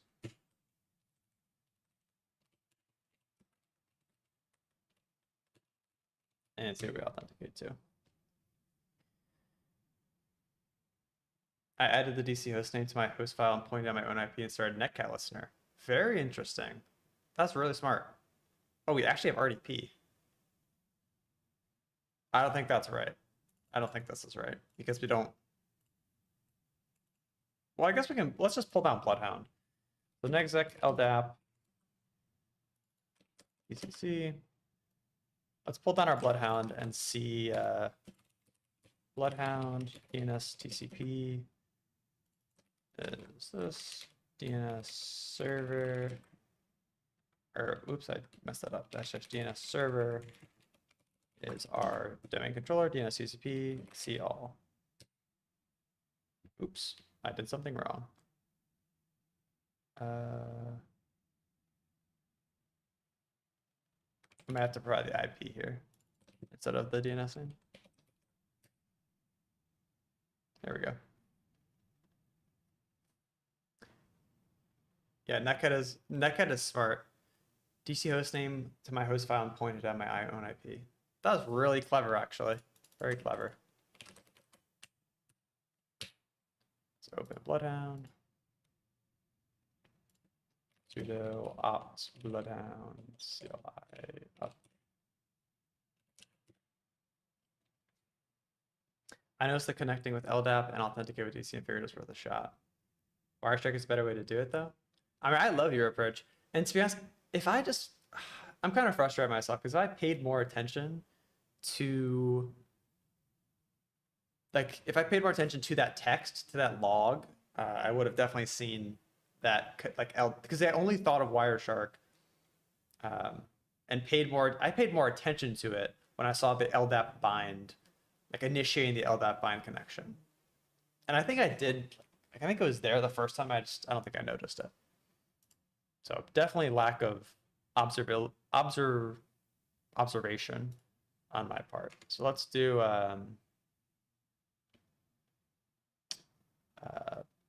localhost 8080.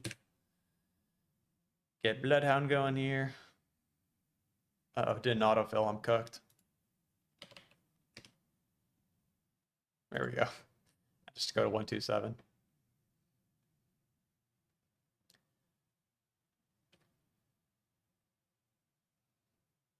Yeah, bro, elite hacking is reading every line of output with godlike patience. Yeah, I did not have godlike patience there. That's on me. I raised the hand. I raised the hand there. Definitely low-key might have just leaked the box, but all good. HackSmarter, City Council, our Bloodhound. We do see that we had from NetExec Spray, we had SMB. So let's check out SMB. Check out shares. And we can also do SMB. We can also do users. We can get a users list.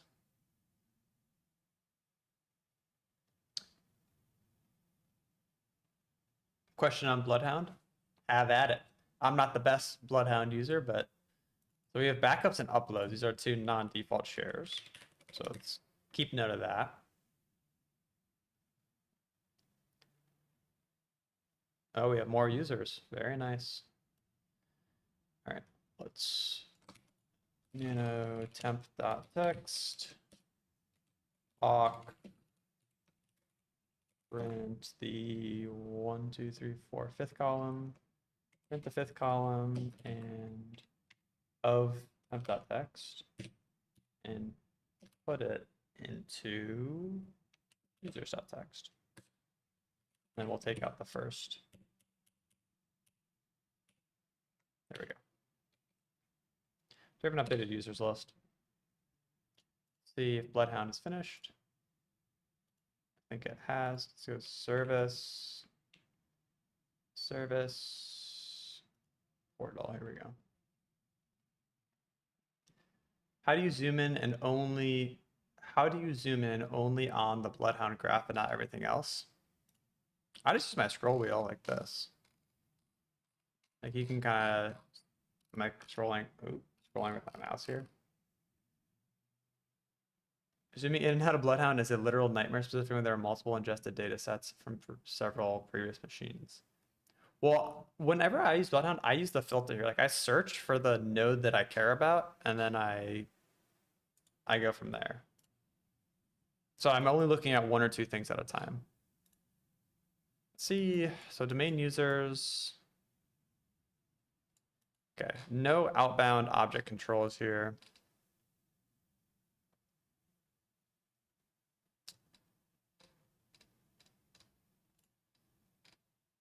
And then inbound makes sense. I'm curious, let's look at WinRM. So remote.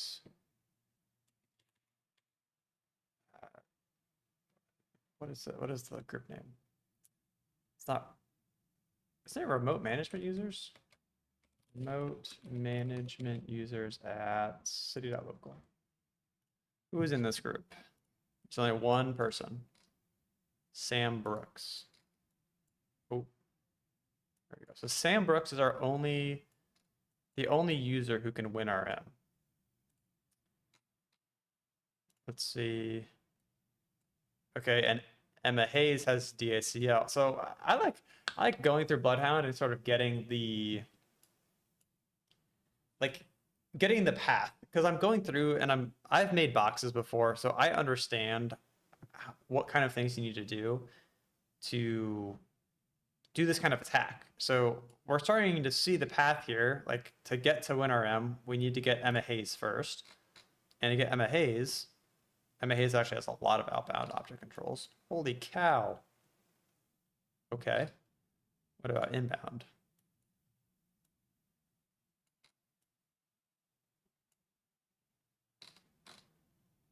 Emma Hayes is Emma Hayes is part of help desk. Okay. But there's no easy path to Emma Hayes, it looks like. But Emma Hayes is one of those first users that we got, so.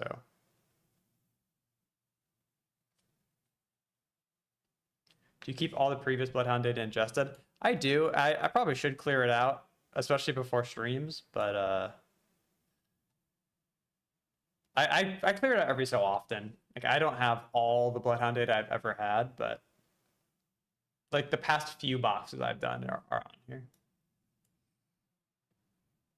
Is there a way to filter out Bloodhound results specific to the current machine alone? I find that my screen is full when I look at the shortest path to DA. Yeah, Defus is actually probably answering your question here. You should clear your Bloodhound data. So you go to Profile, and then, or sorry, you go to Administration. So here's all of mine that I've ingested, and then Database Management, and then you just you click all these and then delete all of them. And that way, only when you upload that most recent box or the one that you're working on, then you'll see only what you care about.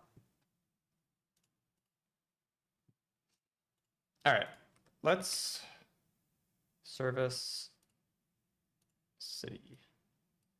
I can work with more than one target domain. I mean, I can handle a forest, but multiple different domains just make Bloodhound unusable. Yeah, I definitely am with you there.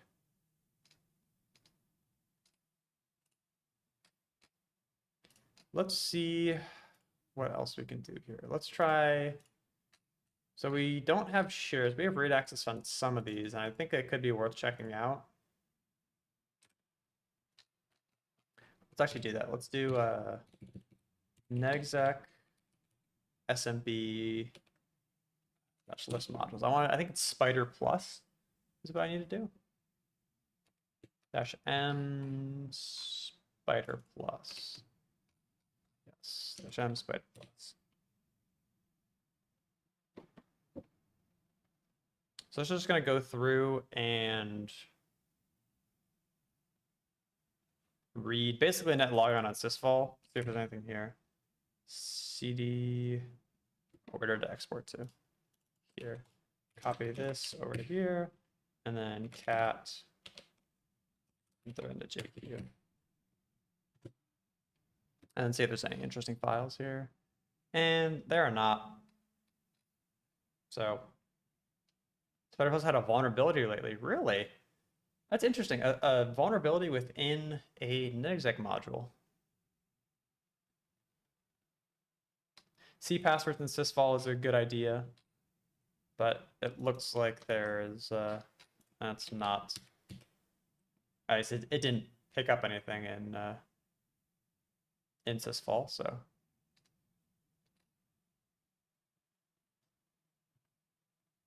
Thank you, DFS. I'll check that out after the stream. That's very interesting. Let's check our Kerberosting. Kerberosting. Just in case any of these other users are Kerberostable. And look at that. Boom. And I'm also going to check for AS rep roast. No entries. Okay. This is a very nice path forward here. I've been trying, like, I don't know how to explain this, but my cursor in Kali isn't where it actually is. Like, look at my cursor. I'm gonna left click and pull down, and it highlights the row above. It's so annoying. I don't know how to fix this, but that's why I'm struggling to copy and paste things, because I'm not copying it fully. Well, I copied it fully there. Let's do. I'm not gonna run this on my CPU. I'm gonna open. Excuse my cutaway here from the screen. I'm gonna open my command on my host machine and crack this hash here. So I will show you the results shortly.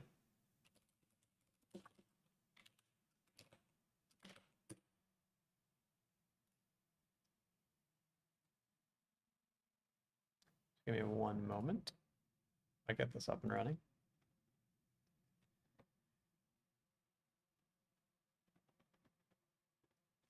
Hashcat samples.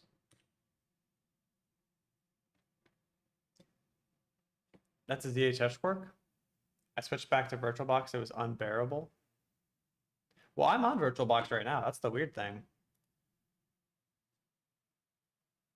It has to do with the VM guest tools. Yeah, maybe I just have to reinstall them or something. Kerb5 TGS 13100. Okay. 13100. All right. So I will briefly switch over here. So we have cracked the hash. I threw the hash into, I just throw it into my host machine because it is a lot faster than trying to crack it on my virtual machine, which is only CPU bound. If I do my host machine, it can do GPU. So we have our cracked hash for clerk.john. And we see the password is clerkhill. I'll close that. We will nano credits.txt. Clerk.john, clerkhill.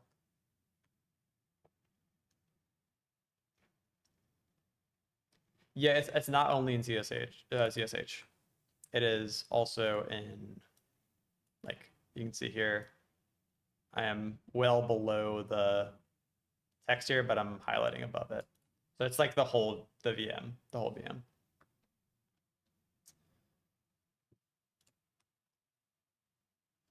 Cat creds.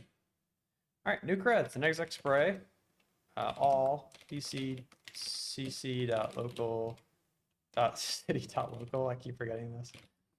-u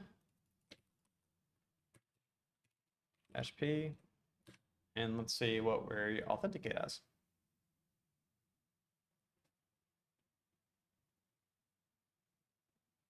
All right, same thing. I'm assuming from here we actually just go to SMB. I think it's going to be a share, if I had to guess. I think we're going to have access to one of these new shares. Yep, we have access to the uploads folder, read and write access.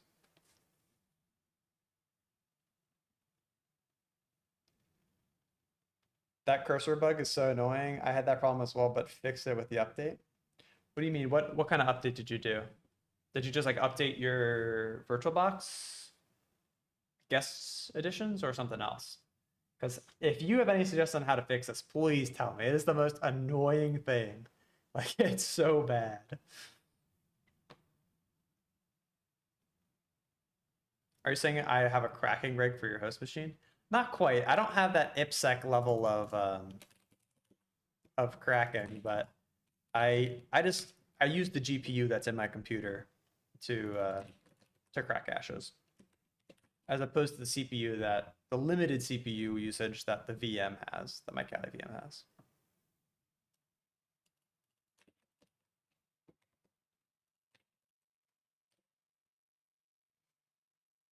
All right, SMB in, and we have lots of stuff here. So let's wget, or it's mget all. Actually, before I do this, I'm going to make a directory called loot for SMB share, then SMB in. So mget, I think this works. Yes, yes, yes, yes, yes, yes. Okay, we've downloaded all the files. Cool. Share named uploads, time to place an LK file, a callback on netcat. That is 100% what I'm thinking. I'm going to read all this, but first, I'm going to do that. I'm going to make this bigger. cd out, cat creds. Let's do exec smb dc cc.city.local. Hey, I got it right that time. -u, -p, and then -m Slinky.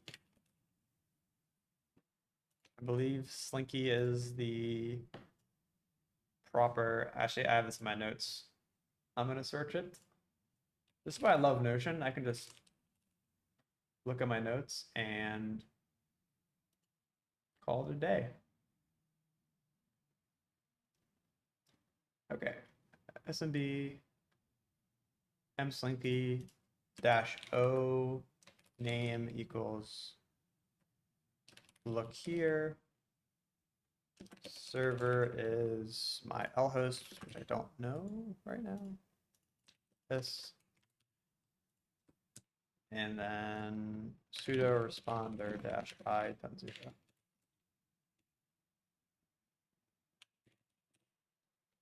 Kali. Okay, we're listening on 10.251.66. We upload our file. Oh my gosh, there it is.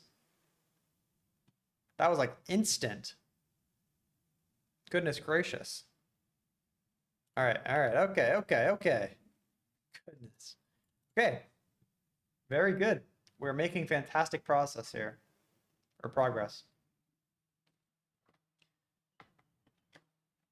I've built a botnets of thousands of servers where hashget tasks are distributed equally when I start a cracking process from one computer.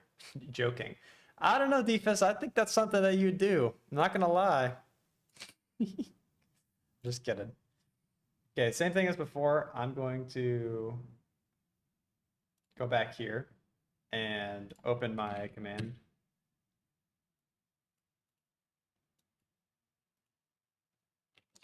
hashcat.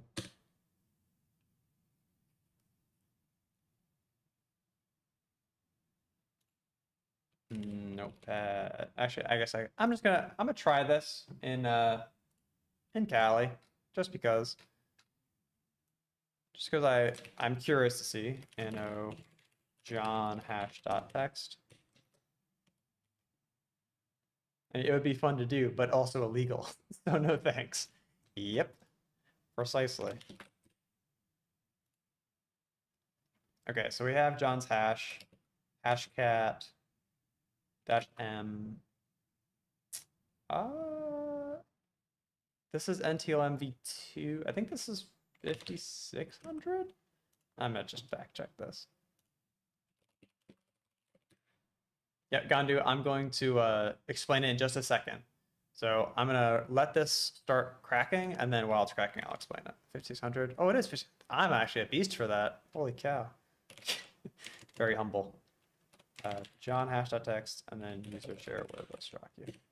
Okay, so what we just did is this netexec module, Slinky, is a very, very nice tool. And it basically did exactly what you suggested. So you suggested, hey, let's upload an LNK file to this file share, which we have write privileges on. Because if anyone visits that file share, if anyone visits that uploads, then they will be like, we will force an authentication request with our LNK file and be able to capture their hash once they authenticate. And we did just that. So Slinky does that for us. So I specified the name here. It's called look here. I specified the name and our server. So our server being what we wanted to listen on. And on the second pane here, I opened responder over here. And that responder was our listener. So similar to, you suggested netcat, but responder did do the same thing. And so what Slinky does is it found we have write privileges on the uploads file, it found the writable share, and then it created that LNK file. And then as soon as that LNK file was populated in the SMB share, John Peters here read it, he looked at that LNK file, and then authenticated to it. So he sent his hash over, and we have this hash now. And we cracked it. So now we have John Peters' credentials.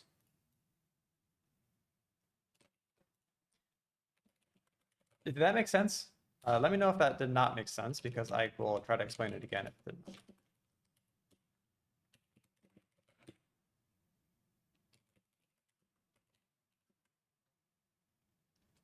Perfect explanation? All right, good.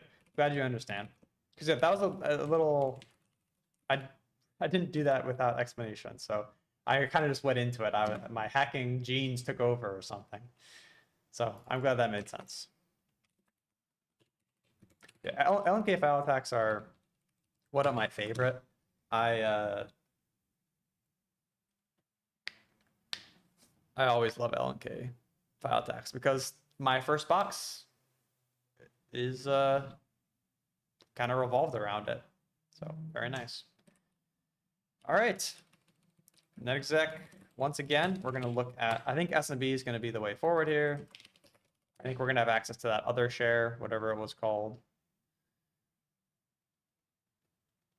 I was going to say backups, but I guess not. We didn't look in the other files. So let's open all these files. Or not. Cat, council draft. Oh my goodness. It's a lot of text. That's a lot of text.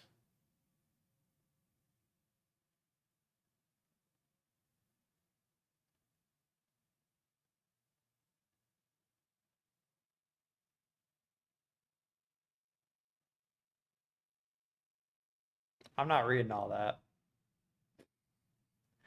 to be honest. I'm not reading all that. Staff contacts. Help desk IT support, network operations. Web admin. I feel like that's a new... Do we have that in our users list? Oh, we do.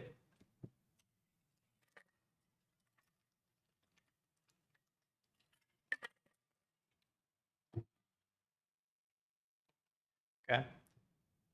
What about write access email? Here we go. From Emma to John. I've granted you write access to shared folder uploads. Should be able to create, edit, and upload files. The following files are already in the uploads folder and appear to be actively edited by you. If the drive does not connect automatically, you can map it manually. Yep. The share uses NTLM authentication. If you connect from an unfamiliar public device to the authentication prop, do not enter your credentials on that device. Contact the IT help. Yep. So Emma Hayes told them exactly what I had to do We still have his credentials. Very nice. Let's go back to Bloodhound here. I feel like we compromise a lot of users without like going back. I learned LNK from my PNPT and then found a CPL hack the box machine that used this, but thanks to this linking module, it looks like a lifesaver. Yeah, this linking module is very, very nice. John.Peters.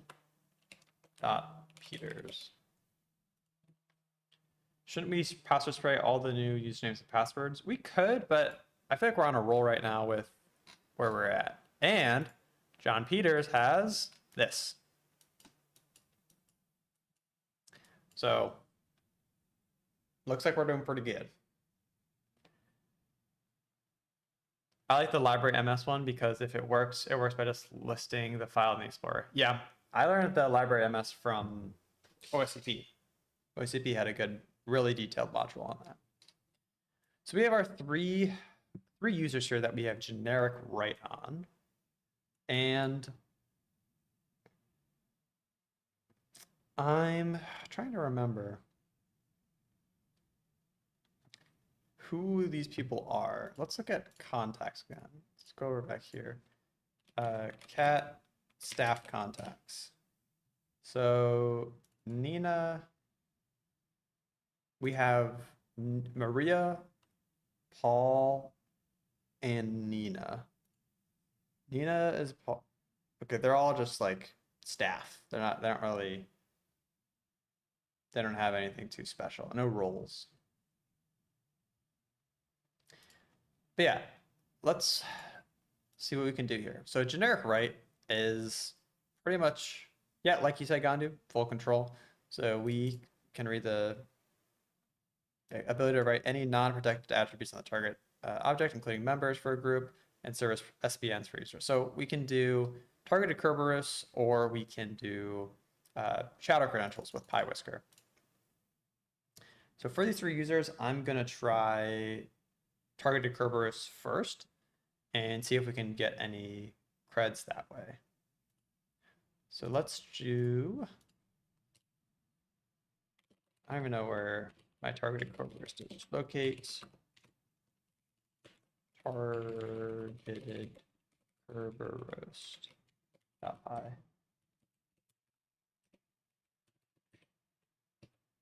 Targeted. I don't even know where it is. I know I have it on my machine. Targeted Kerberosting using Bloody AD. Bloody AD can do targeted Kerberosting? Wait. Hold on. I did not know this. Where?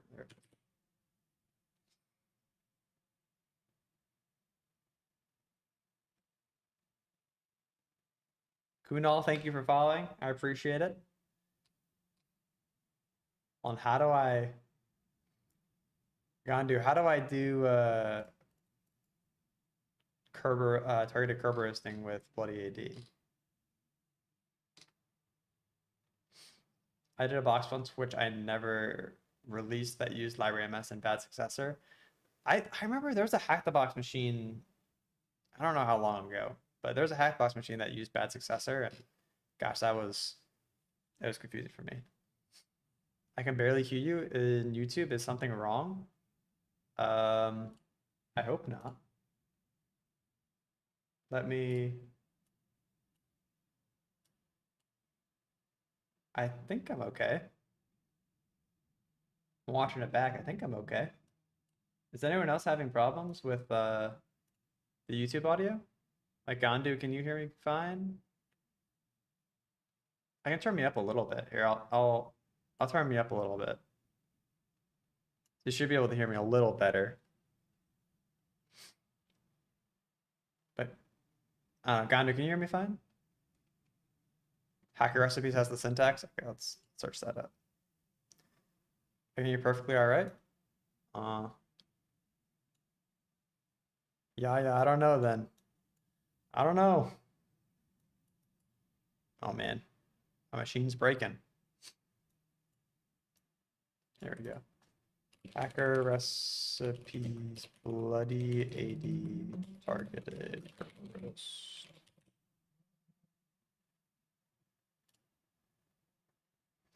April 7th, 2026. Bloody AD and netexec.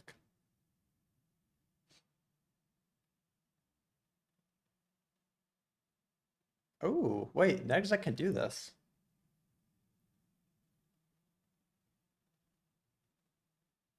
Or no, it's this. Bloody AD. So we have, let me know if I'm doing this right. City.local. The host is going to be DCCC. The user is, who is it? John Peters, right? John Peters with the password of, cat cards out here. 1, 2, 3, 4. Here's Gianni.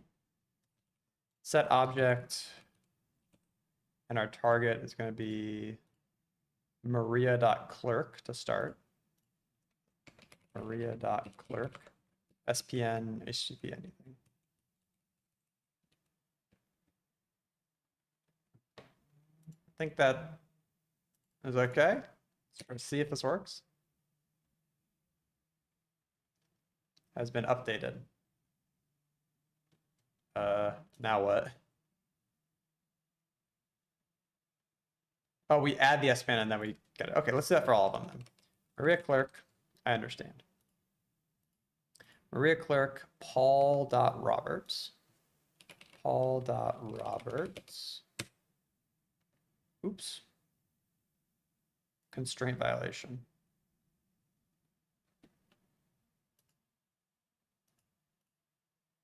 Paul.Roberts.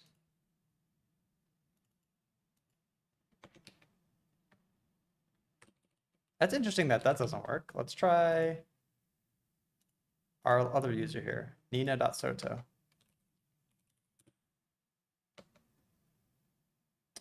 Is it because we have the same, it's because we have the same SPN? Anything too?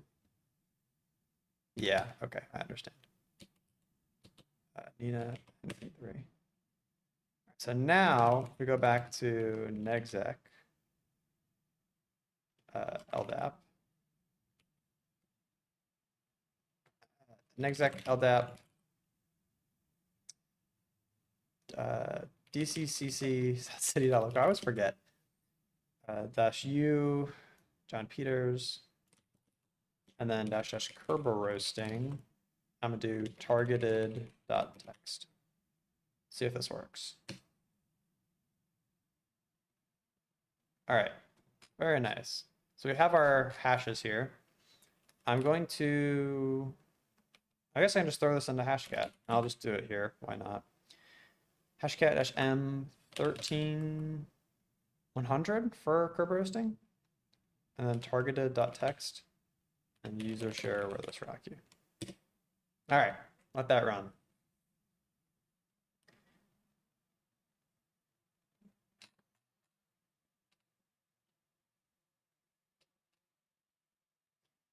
And then if this doesn't work, I know we can do the targeted. We've been on a roll ever since that initial foothold. Yeah, I mean, usually the initial foothold is the hardest part for me. Just getting in, like, and we still haven't even gotten the user credentials yet. Like, we haven't got the user flag yet. So I wonder if there's shadow credentials on here. It's not a good look that we only got Clerk Hill. Oh, there we go.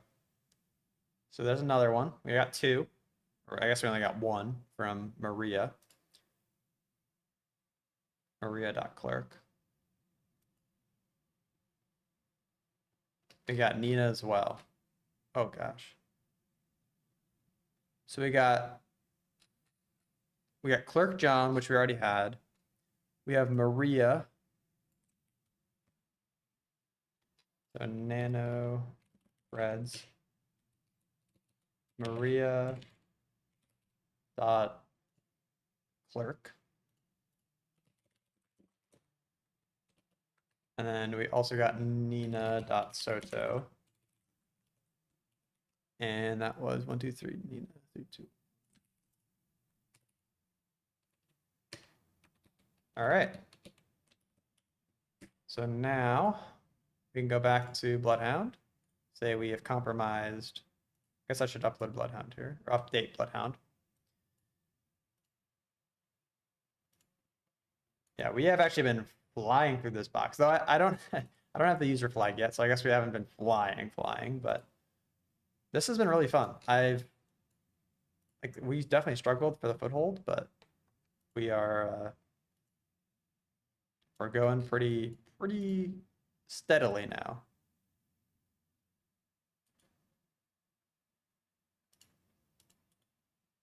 Add sound. Okay. We have these users on. Let's look at Maria, see what she can do. No outbound controls. Both of them, neither of them have outbound controls, but I'm assuming one of them has that SMB permission. So let's check. So netexec SMB. Let's get reds. Netexec SMB pccc.city.local. Goodness. -u is maria.clerk. -p -s shares. I'm assuming someone's going to have read access to this backups folder. At least that's my hope. Nina.soto, or yeah, Soto, not Sota.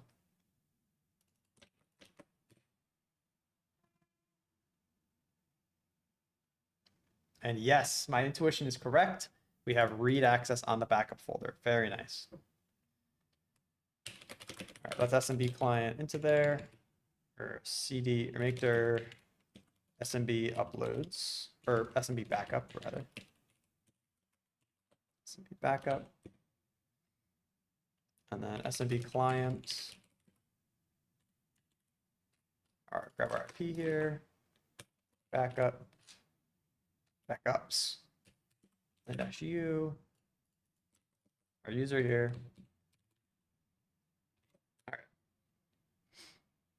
Logon failure. It's because that's Soto, not Sota.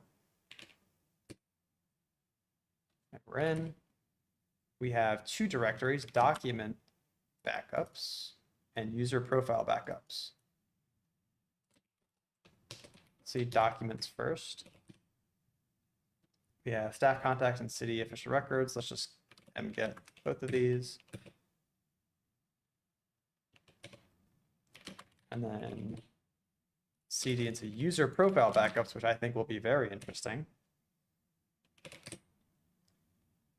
So we have Sam Brooks, the Sam Brooks profile, which remember, Sam Brooks, I believe was our user. Oops. I believe Sam Brooks was our user, sam.brooks. Oh, gosh. Ah, gosh. What did I just do? Sam.brooks. I believe sam.brooks was our WinRM user. Member of... Yep. So Sam Brooks is our WinRM user. So if we can compromise or grab some credentials from this, and get both of these. If we can get credentials for Sam Brooks from the backup profile, that will be great. These are big files, by the way. Holy cow. Makes sense. User profile backups.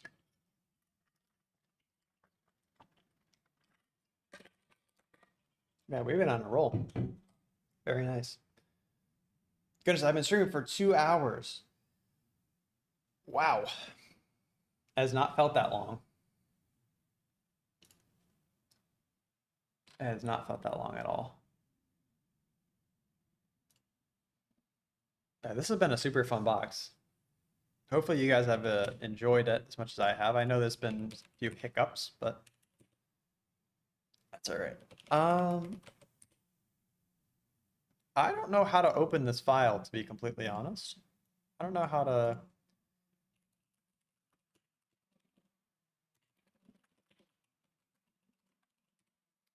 I don't know how I'm going to do this. Or I don't know what the best way to do this is.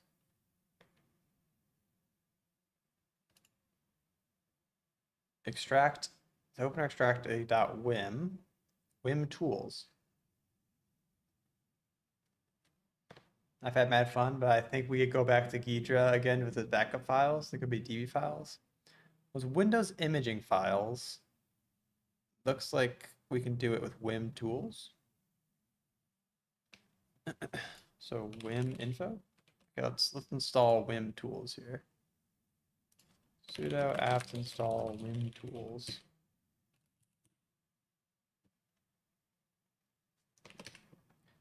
And then it looks like we can list out files here. So Wim info, and then we can extract.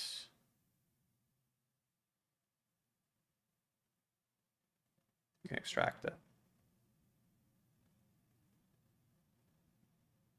Oh, as an alternative, you can rename the file with a 7-zip extension and then just unzip it. Oh, that might be easier. Let's try that after this finishes installing. Oh, you probably can't see that very easily. The chat is in the way. That's my bad. So let's try that. Let's copy Sam Brooks to sambrooks.wim.7z. 7z or 7, yeah, .7z. And then open. Should auto detect to open this into the archive manager, but we'll see. Oh yeah, very nice. Oh, this is much easier. Oh yeah, nice. Okay, so we have looks like we just have the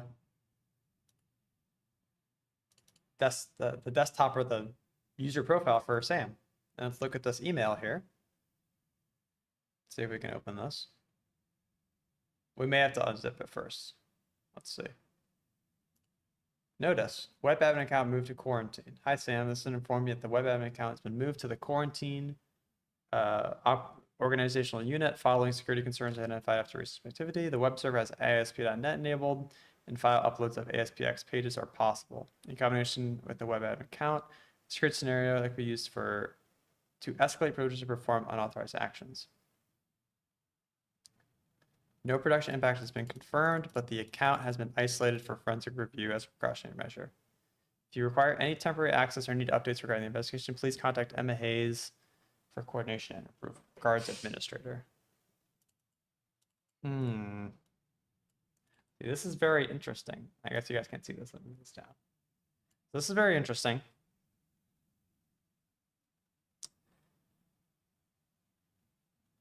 So we could...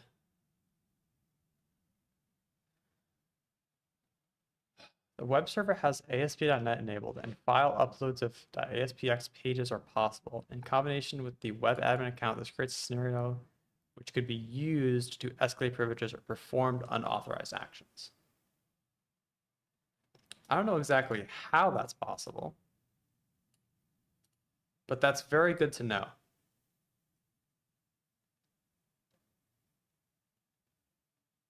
Okay. Okay. What, an actual attack path within an email exchange? Mind-blowing. I'm going to keep this open for now, in case you need to reference it. Do I also play video games? A little bit, yeah. But I'm trying to play less.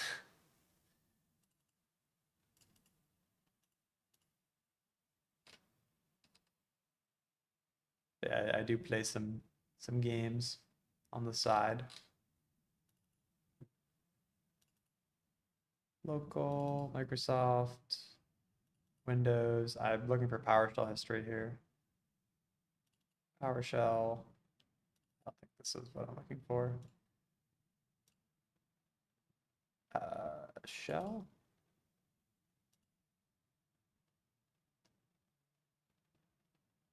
And this isn't quite what I want.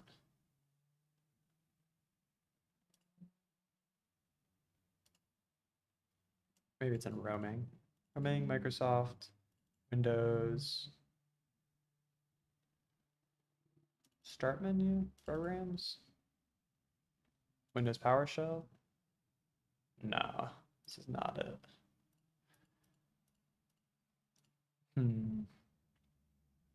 Desktop documents, and then that's kind of it. There's really no other things. EML must be talking about some file upload feature abuse on 80. Yeah, but I don't know. I feel like we're backtracking if we do that. You know what I mean? I feel like we're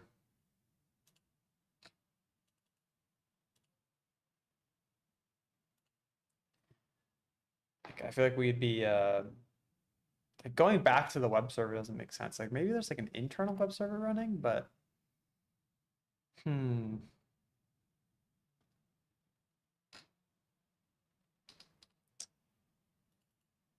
really thought there'd be something more. But this is all we got.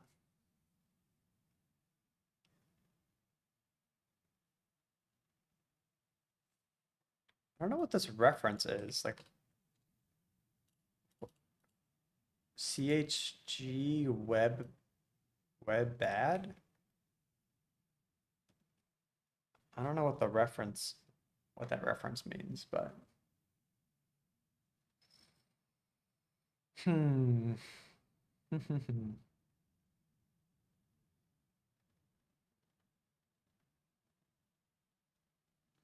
The quarantine OU. I wonder if we can look at that up, Bloodhound. Quarantine. Quarantine at city.local. Yeah, I wonder if there's some weird attack.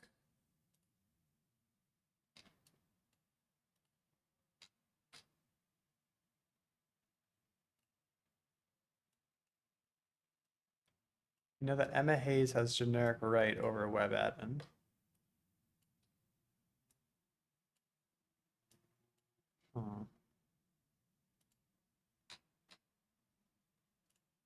Emma Hayes is a lot because she's part of the IT team, including over Sam Brooks. Interesting. Okay. What else did we get from this share? Like, I feel like we haven't looked at everything. Let's look at staff contacts. Is this the same as before? Clerk John, temporary IT admin coming for Emma Hayes during vacation. See, that's new. We didn't get that before. Don't we already have Clerk John's creds? We do. So that explains why we were able to close that. So that explains why clerk.john we also have compromised. What could we do with clerk.john? Maybe that was the uploads folder, I guess. I don't know. So clerk.john's temporary admin, that's okay. Doesn't really change much. So staff contacts is kind of the same. It's open city council official records. And then I'm going to look at clerk. Oh, wait, if clerk John's a temporary admin while Maria's out, maybe that is, well, we haven't even looked at that other file yet. Okay. Executive summary. This kind of just looks like, okay. Nothing really.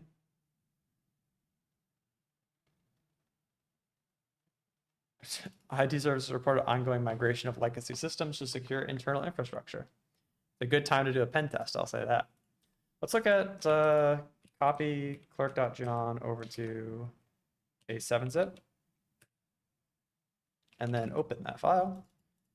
We haven't even looked in the temporary IT admins documents. Let's do that. Okay.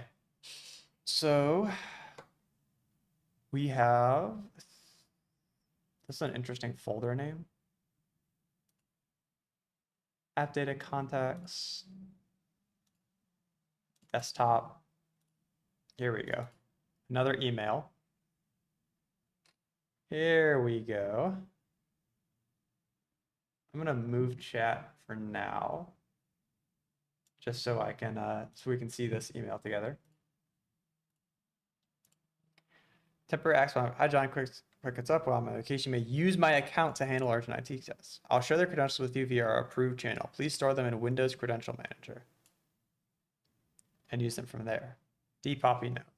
Windows Credential Manager protects saved credentials with dpoppy. They're encrypted to your user profile in this machine, so the password isn't stored in plain text.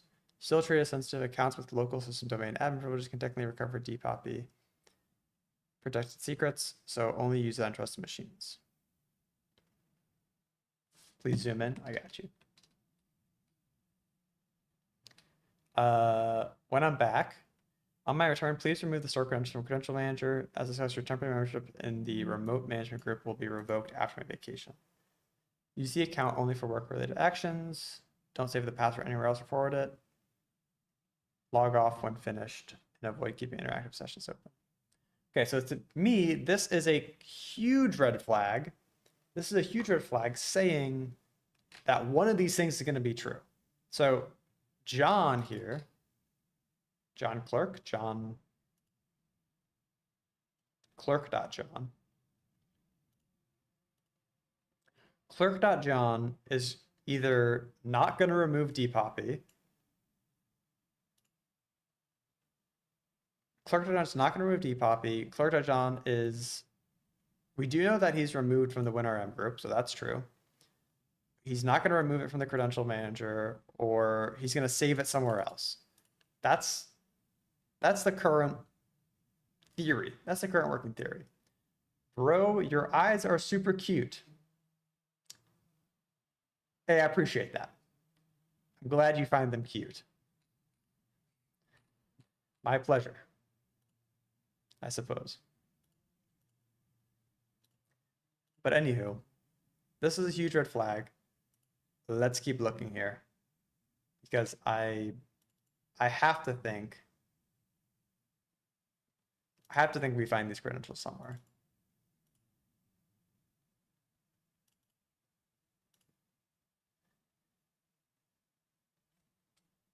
I'm doing OffSec Proving Grounds play labs and notice a lot of the exploits are buffer overflow based. Do you have any free recommendations to learn shell coding? No, I do not. It's a good question. And I actually also struggled with that, the buffer overflows.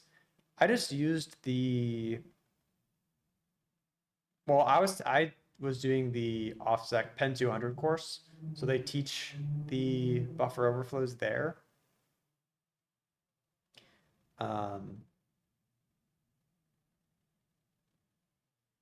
But I don't actually have any free resources that I can help you with, unfortunately. Sorry to disappoint, but it's a struggle for me as well. And hey, if you do find any free resources, put them in chat because I would love to also practice shell coding. Dpoppy-based attacker vectors seem like an obvious choice. I agree. I think if we find dpoppy somewhere here, let's look for PowerShell history. Oh, it's 100%. Crypto, keys. Yep, you're 100% right. I believe this is a dpoppy key. But I want to look for PowerShell history just in case. PS read line. Oh, there is PowerShell history.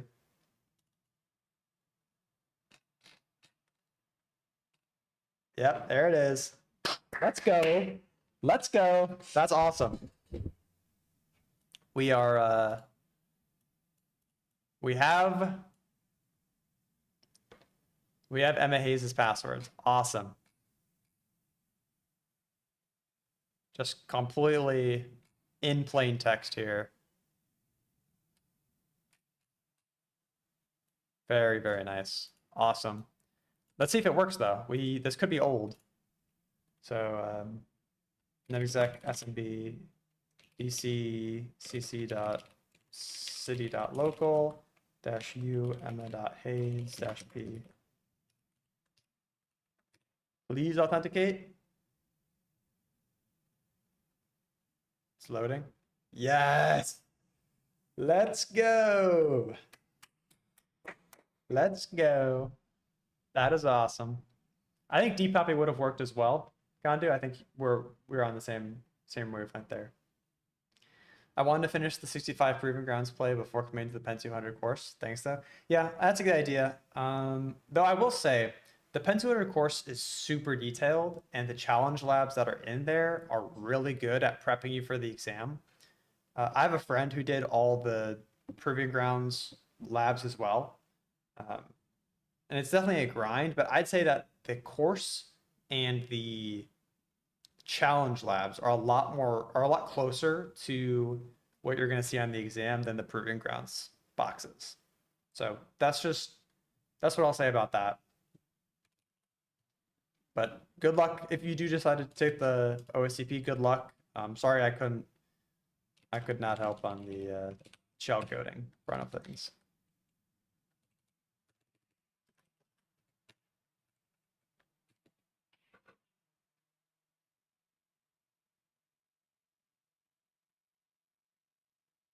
Okay. Got a text from my mom. Had to check that. Do I think that the study material is enough to pass the OSCP? Uh, yes. I think it's enough to pass the OSCP, but I think you should also supplement your learning and do other things outside of the OSCP because, or outside of the course rather, because the more you know, the better, right?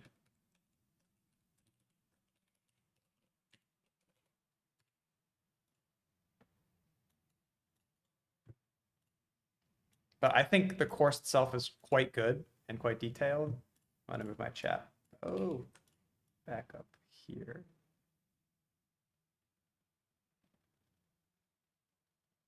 For the time being.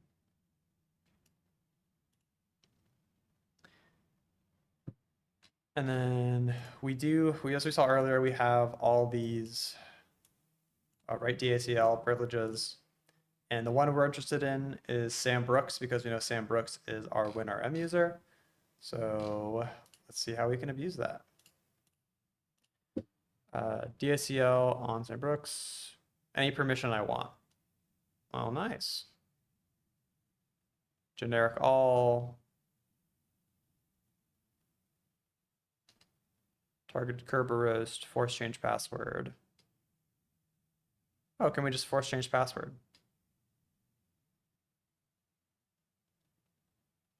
Let's do change password then. Let's do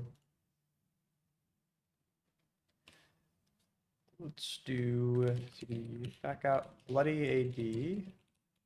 And I'm actually going to go in my notes and look for a command for this because I always forget the bloody AD syntax.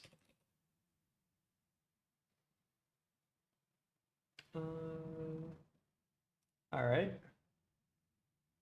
Nope, that's not it. Hold on. Sorry, guys.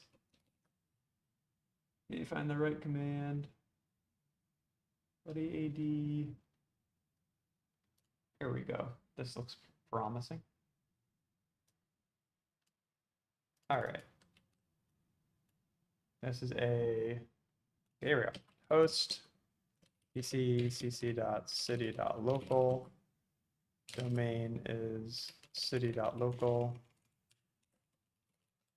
Packet spell. User is emma.hayes. Password is this. And then we're going to set password of our user, which is sam.brooks. The password, 1, 2, 3. See if that works. Does not, password can't be changed. It may be because the old password provided is not valid. You can try to use another password change protocol, such as SMB password. I think we actually need to give ourselves more ownership over this account. So let's try in my notes here. Is SQL from Hack the Box retired? hold on. Before I show these commands on stream, I need to check Hack the Box and make sure, because I'm looking at an old Hack the Box machine, but I want to know if this is a retired machine or not.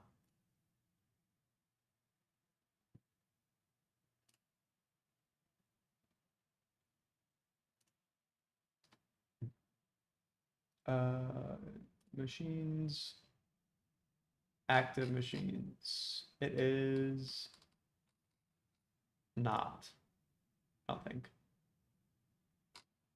Tired.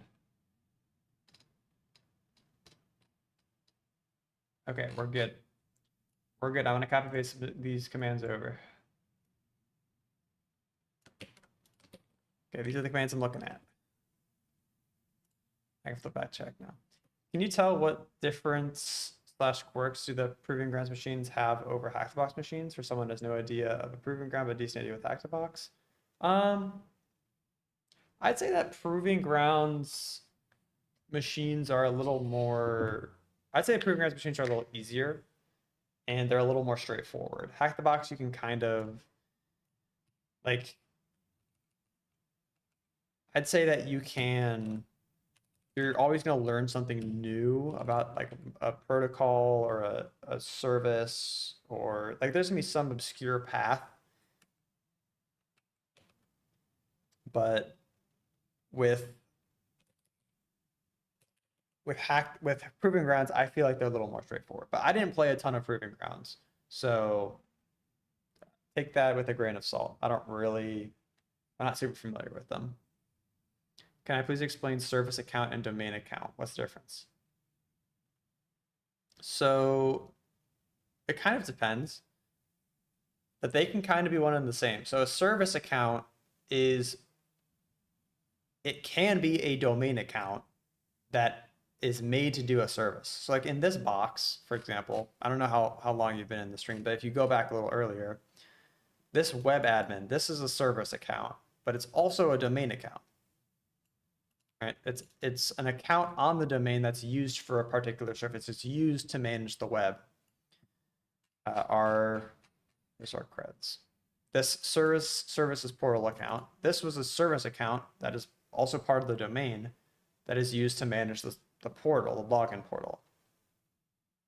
So there's not really the only difference is that the service account is made for a particular service, a particular reason, a purpose on the domain, whereas a normal domain account is just like a user, like emma.hayes is a domain account. Yeah, service account is able to run services, precisely. This didn't work either. Insufficient access rights. Well, dang. Well, dang.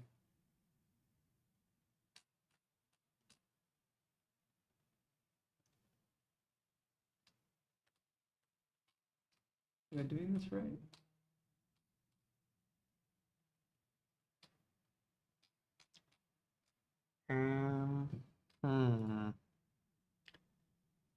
I think I'm gonna return to Bloodhound.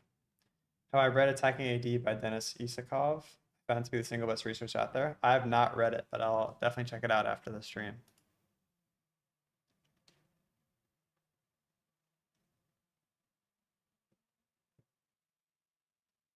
You can also do a shadow credentials attack.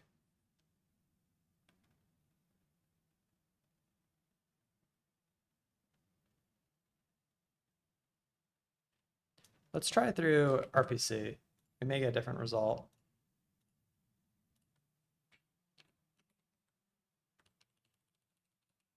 Target user is sam.brooks.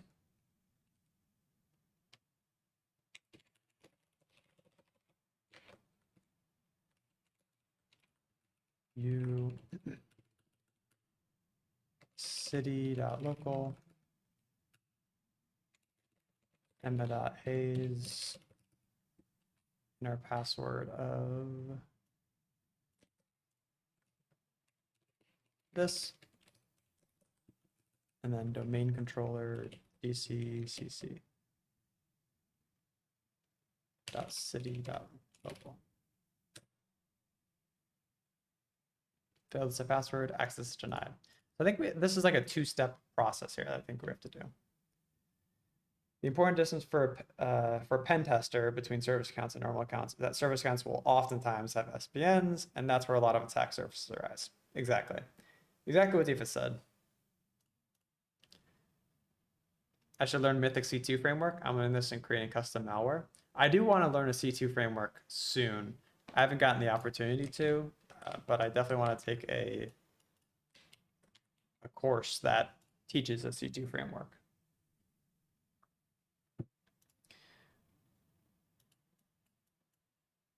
Uh-oh. Galley froze. There we go. Let's see. You can target a Kerberost. DSCL edit. I think this is what we need to do, actually. Going back to these commands, I kind of skipped over this one, but we can add generic all. Let's try that. Lady, add generic all over Sam Brooks, and give it to Emma Yates. Generic all, that's right. There we go. So now we have generic all.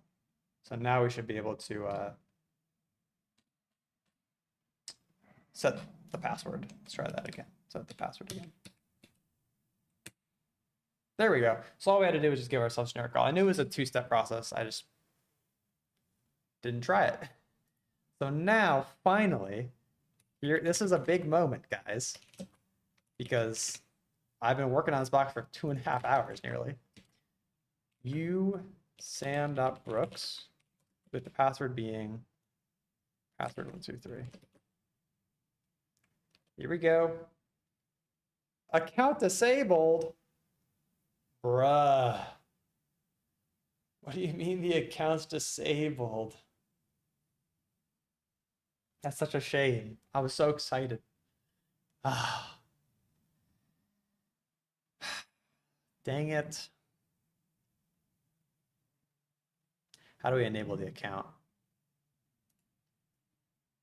Sam Brooks.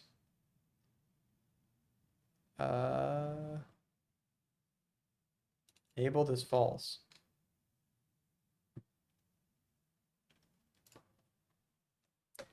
Bloody AD, how to enable a disabled account. Surely Bloody AD has some functionality for this.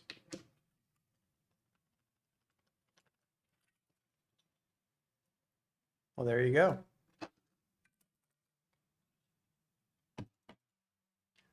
Let's try it. I don't know if we're gonna have access to do this, but hopefully. So this is our command.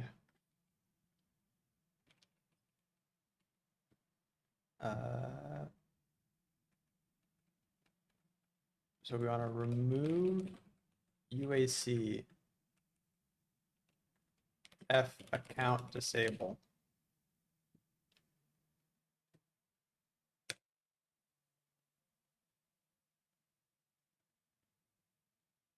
Property flags removed from Sam Brooks UAC. That looks promising. Does it work now? Wow. And there it is. That is what we love to see. We have pwned it on WinRM. We have shell access. Please get me that user flag right now. -I and then -UNP. This is actually, I did not know this. I did not know you could do this with Bloody AD. That's very good to know, though. And we're in. Boom. All right, let me catch up here. Hackbox has their sub to retired machines as $25 and Proving Grounds is 20, but I haven't dealt with Proving Grounds. Is Proving Grounds worth it? I don't think so. SDR, I think that Hack the Box is more valuable than Proving Grounds. Hot take. Hot take.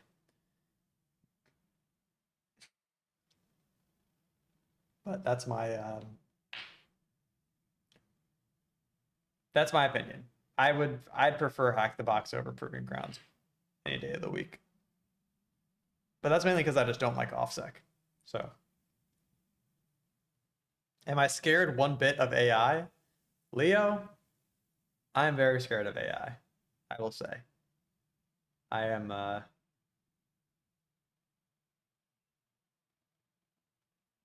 I'm very scared of AI, yes. And I just realized that my chat is being cut off. Kind of. But that's okay. Yeah, I'm pretty fearful of AI. I made a video on my channel about it. Not my fear of AI, but more so my thoughts on it. So go check out that video if anyone's interested on my channel. You'll see it. It's called My Honest Thoughts on AI or something like that.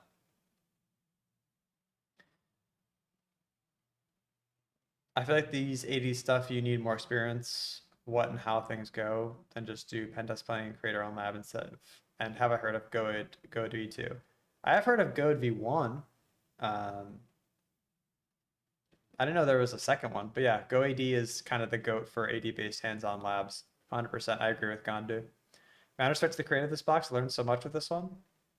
I didn't know I could burn so many calories sitting in one place. That's funny.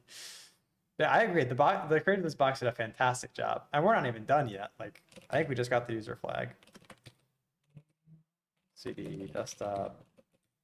Yeah, so we just got the user flag. That's very cool.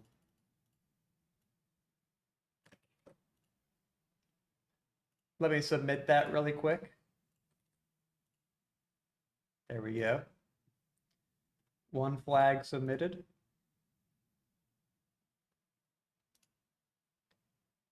Okay. Oh, very nice. Thanks for the feedback. Really appreciate it. Hey, no problem. I appreciate you asking me, to be honest. I love having questions like this fly in. Proving grounds is good for OCP prep. You'll fail a lot of boxes on proving grounds if you don't know how to enumerate properly, even the easy ones. And if you know how to enumerate, you'll most likely beat the OCP exam. I agree with the second part. I agree with enumeration is definitely the king. You need to enumerate everything and have as much information as possible before even trying to do anything else, to be honest. Enumeration is the king.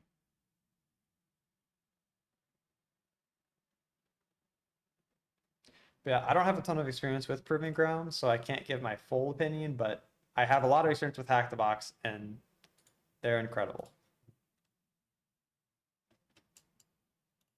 So that's where that comes from.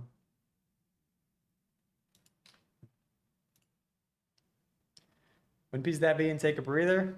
Yeah, probably the right play. Tree. All we have is user text. Any other users here? Not that we can open. All right, let's CD into program data and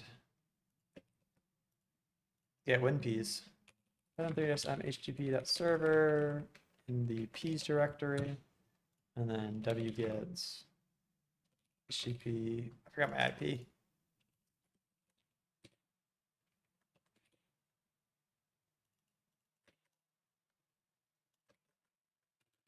This on port 8000, get ls WinPeas NE and output it to WinPeas NE. Get request came through. There. All right. Let's run WinPeas and take a breather. I missed your comment. Oh shoot! What did you say?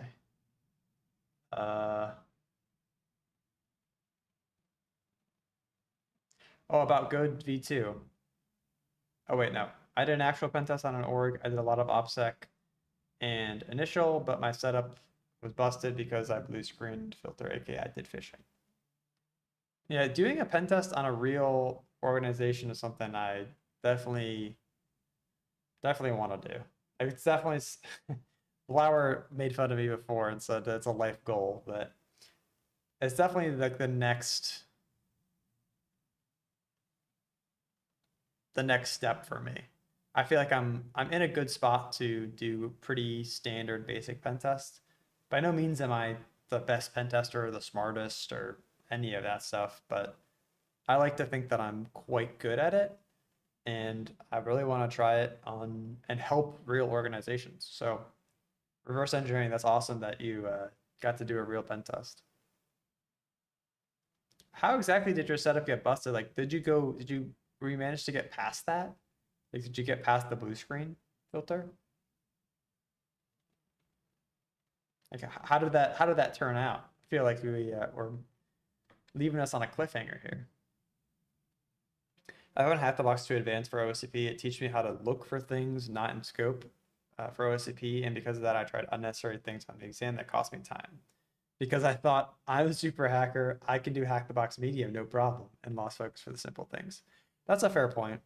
Hack the box is going above and beyond. I think that, and I kind of said this before, but for OSCP, if you just want to pass the OSCP exam, I think you can buy the Pen 200 course and be perfectly fine. Like, you can buy the Pen 200 course and you can do the challenge labs, and the challenge labs will be perfect prep. Like I said, I didn't do the proving grounds boxes, but I'm assuming they're a little more aligned to the exam than hack the box. So I agree with Defus here. But you can definitely, if your goal is to only pass the exam, you can definitely just buy the course, do the challenge labs, and the proving grounds boxes, and you will be perfectly fine. Do I have a Discord community? I do not. I have considered making one, but I just think there's better communities out there, and I don't think I'd provide a lot of, like, I don't think I'd provide a lot of value. I'm going through some of the practice labs and they're super outdated. Yeah, and that's my fear as well, that some of the proving grounds are just outdated compared to other things. Yep.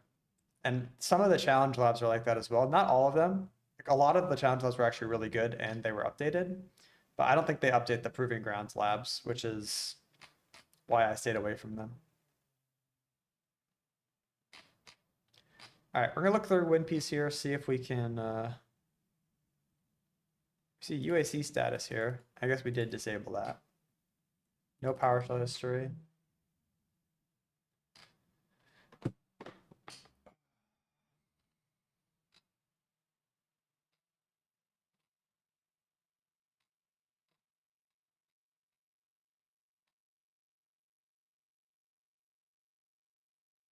Current user and groups.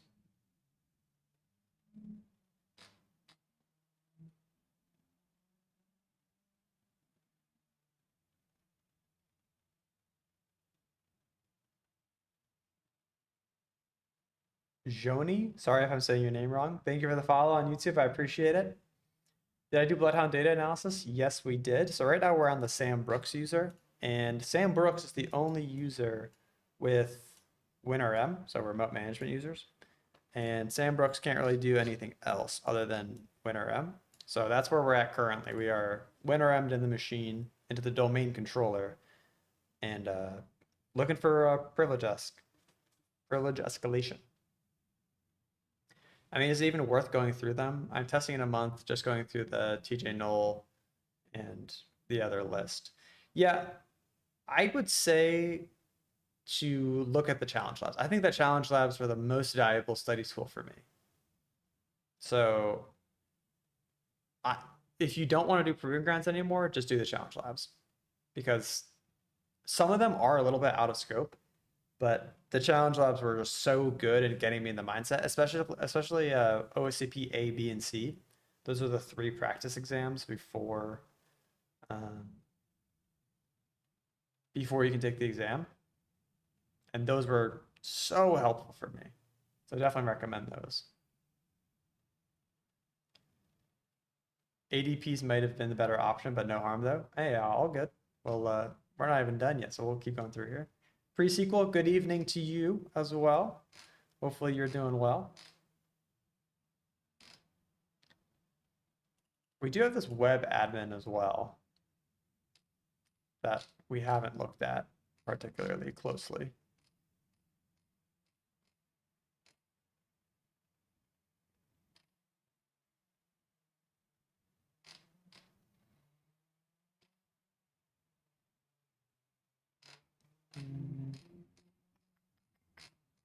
I always like to scroll past this stuff because I don't think it's particularly helpful. No services. Installed apps. Oracle MS build. These could be interesting. Auto run.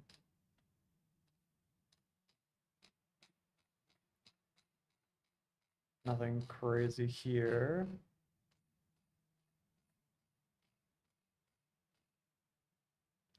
I basically did OCP without any current course or course lab experience. You're just that goated.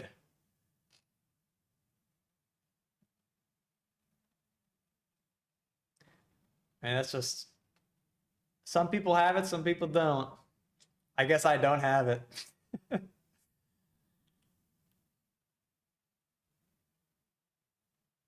I got an offer for you. Let's make a team and do a real pen test and steal info. Without permission or permission.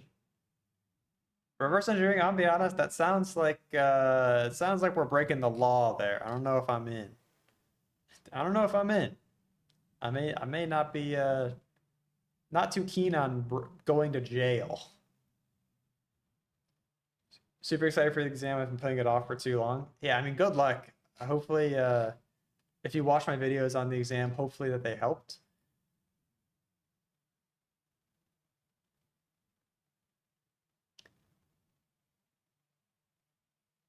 Fala, how's it going? How is it going? I think I saw take ownership on Sam on WinPeas. Uh-oh. Did I miss it? Well, we already are Sam, so take ownership. What section would that be a part of? Take.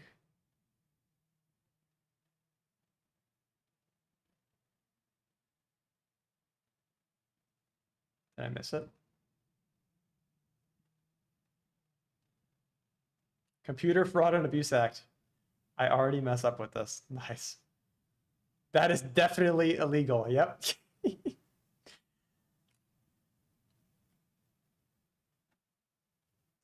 Just 1 week left for my OCP exam. Oh, Vala, I'm actually so excited for you. I think that you're going to pass it, no problem. But best of luck to you. Next week when I stream, let me know. WTF, you hacked into my localhost. Does this look familiar? Hey, if you any idea on how to escalate privileges here? If it's localhost?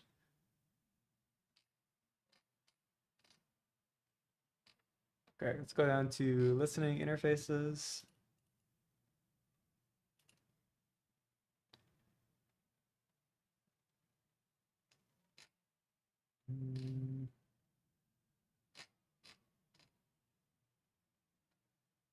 Did you already do power up for Kerberosting? I have not. Power up is going to be my next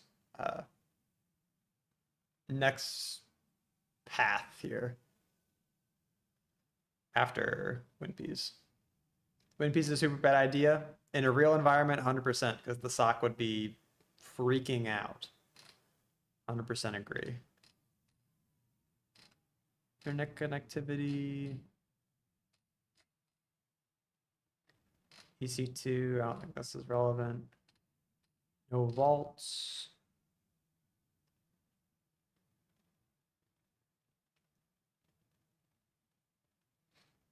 DFIS, no, I just got course. I got the course 5 years before I actually got the exam, so the stuff I had was totally outdated.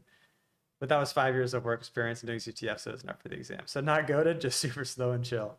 Hey, I mean, whatever works. We do have a depop key for Sam Brooks, but we don't really I think we're gonna get anything out of it. And there's no cred files, so let's skip that. Avocados, it's good to see you, bro. How's it going? I've been good. Is Legolo NG good for pivoting? And is MSF Venom allowed in the exam? Legolo is good. I got away with just using Chisel on the exam, so I was able to do fine with Chisel, and MSF Venom is allowed on the exam. Yes.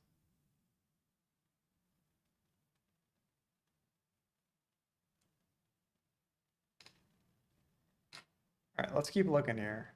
Security packages. This is interesting. I don't think I've ever seen this before, but I don't think it's actually anything interesting.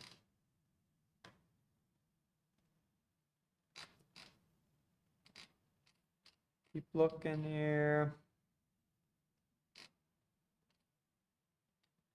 Machine and user certs.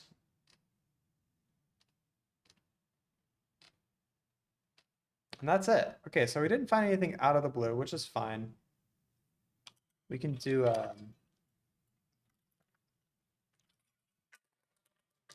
I also agree with pre-sequel here. To learn Legolo, it's a lot better than Chisel. I use Chisel because I was scared to learn Legolo, but it's definitely better. It's definitely better. I'd learn it. I still haven't learned it by heart. I still reach for Chisel just because that's what I'm comfortable with, but Legolo is definitely the better tool. Let's see back out to C and see if there's a temp folder in C. Nice. Great. This is very interesting. I don't know what these files actually are. Type DC user. What's an INF file? Huh.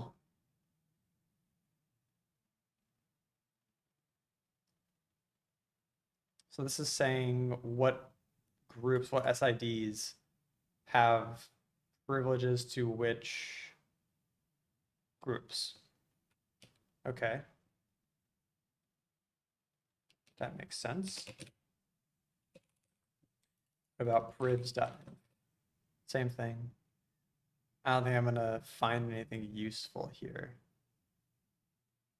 to be honest, because I already have who am I dash all. Like, I already see what privs I have. What else is in here? secedit.jfm. Okay, can't read that. And I'm assuming I'm not gonna be able to read the other one either. STP. Yeah, okay. I don't really know what these files are. I don't know if they're useful to us, but I can come back if needed. We have the uploads and the backups folder, which those were part of the file shares. So if you're a kid of the 80s or 90s who played with a bunch of INF, CFG, or INI files trying to modify a game's running, yeah, I'm a 2000s kid, so I did not like I didn't even get my first computer for a while. Like I'm still pretty new to all of technology, which is very interesting. I wonder if there's backups that we did not pick out. Assume not. Yeah, that's the same thing. Let's do power up. Let's do power up. Locate power up .ps1. Copy that over to here. cp.server. I may end the stream here, to be honest. I may continue it another day because I'm getting kind of hungry and might need lunch soon. I've been streaming for 3 hours, so let's run power up. And then if we don't get anything quickly, then I think I'm gonna call it. And then I will I'll finish this box later this week on stream as well. Because this has been really, really fun. Really fun. So you get HTTP. I don't know my IP again.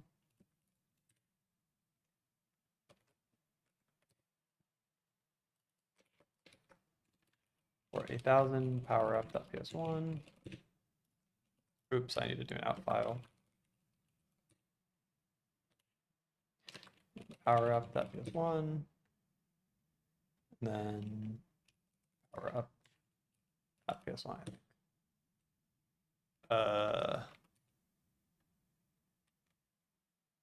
Did I do it wrong? You can just up. Oh, that's right. I guess I can do upload. I forgot. Oh, that's do not upload the whole directory, bro. I forgot that was a feature of WinRM, to be honest. Of Evil WinRM, at least. I missed a lot of chats. Holy cow. Is Sam in some OU? That's a good question. Let's see. Sam. Does Bloodhound show OUs? And there's other paths we haven't looked at as well. Like, we haven't even looked at the web admin path. We know that there's a web admin path that we haven't looked at. So that could be it. Let me catch up on chats real quick though. MS Venom is BS and total BS. Legolo is extremely useful when it comes to double and triple pivots. Yeah. If trying to do that with Chisel just does not work. Legolo is definitely the better tool to learn. Check Bloodhound once more. Yeah. I mean, there's really nothing here that I'm seeing right away. I think I just have to look deeper, to be honest, but I like more of jailbreaking iOS stuff, but then after I jail, I messed up and I'm under high surveillance. Bro, who is in my chat right now? You're trying to get me to do pen tests illegally. You're jailbreaking iOS stuff and you're on high surveillance. What? I'm very concerned for your well-being here, Sir Reverse Engineering. Can you share me your report over email? It would be helpful for my exam. What do you mean by my report? Like a report for the OSCP exam? You're gonna have to be a little more specific, Ball. I don't think I understand. I did not know that the creator of Bloodhound and Mythic is the same. But very cool. Power up. I feel like I have another tool. LSI opt common transfers. No. I thought I had a Windows tools maybe. No. For some reason, I thought I had a better tool. That isn't PowerView. Or maybe it is PowerView and not Power Up. But yeah, Bala, I cannot give you my OSCP report, unfortunately. That's definitely against their terms of service because I'd just be giving you the answers to the exam. So I cannot do that, unfortunately. I would love and highly value getting a copy to your notes. Yeah, I'm gonna be honest. I did plan to take notes on this video, but this is all we have here. I just have the Nmap. I got too down in the weeds. When I do normal CTFs, I take notes all the time. I take really detailed notes. Maybe in another video or another stream, I'll do another HackSmarter machine and I will I'll take notes live so you can kind of go through with me. After spending time in federal prison, I got deported. Sorry to hear that, reverse engineering, but I guess I See why you're on high surveillance. I use power up on OSCP and OSCP. Great tool. Pre-sequel, how do you am I doing something wrong with power up? Do I need to like through evil WinRM, do I need to launch power up differently? Because I feel like I'm doing something wrong here. Do I need to do PowerShell.exe -version 2 and then do power up?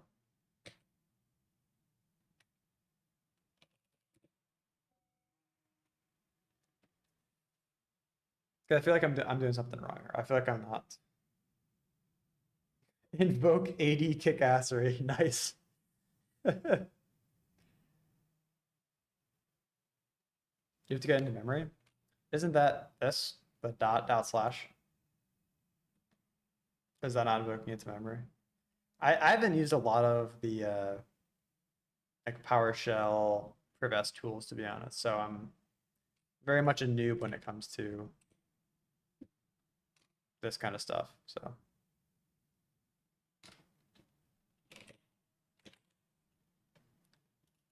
I think that gets into memory. Invoke all checks. I guess like this.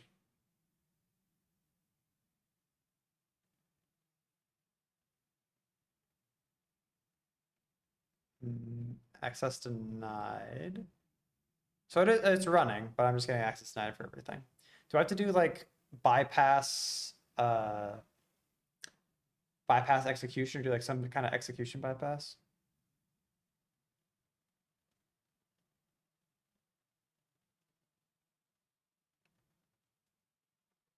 What kind of RAM? Some things got access denied, but for all the checks, it doesn't look like anything. We only have auto login credentials for John Peters, but we already have that user compromised. So do menu and you're in WinRM. Oh my goodness. What the heck? Okay, this is actually so helpful. I did not know this existed.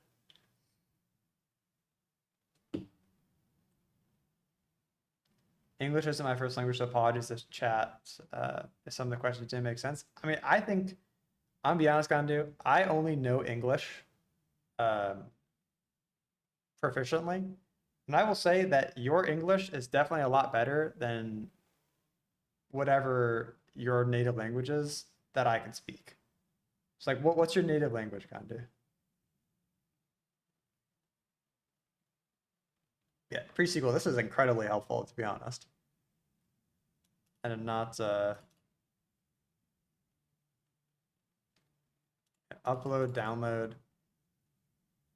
Very nice. Services. What does that do? Oh.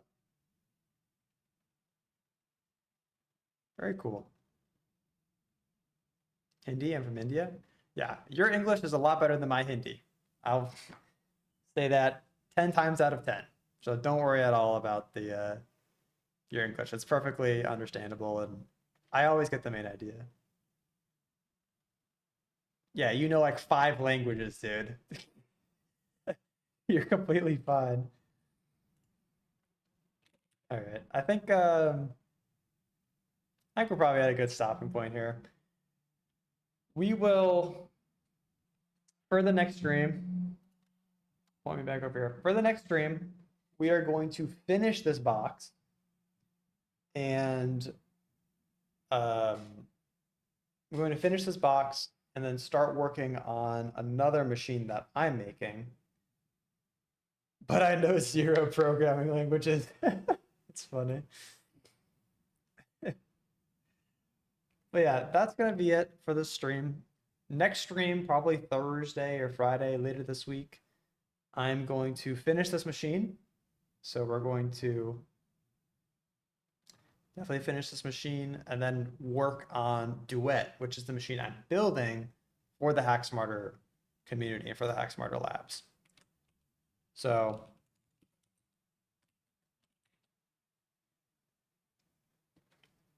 gotta give credit where it's due. I came in thinking I'd stick around for 10 minutes max, and now I'm hooked. Yeah, now we're 3 hours deep, and we Only got the user flag. I mean, Gato, I appreciate you so much for sticking with it, especially during that Wireshark phase. That was brutal. That was brutal, to be honest. I got hooked with your eyes. You know, that's a little weird, but okay. All right. I'm just not going to question that. A little strange, but whatever works. Just gonna copy some commands over here.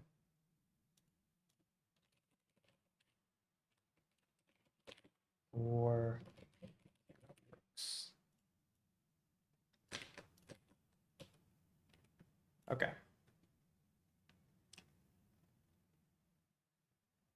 Looking forward to the next stream already. New subscriber added. Hey, I appreciate it so much, Gondo. It's very kind.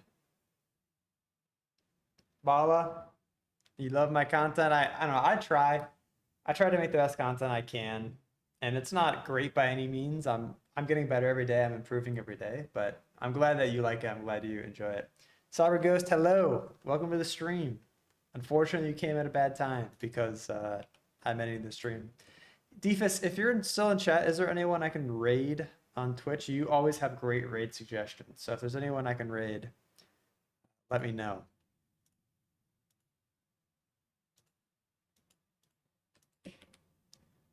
I'm thinking of creating a company. Now, what's your plan? Am I in?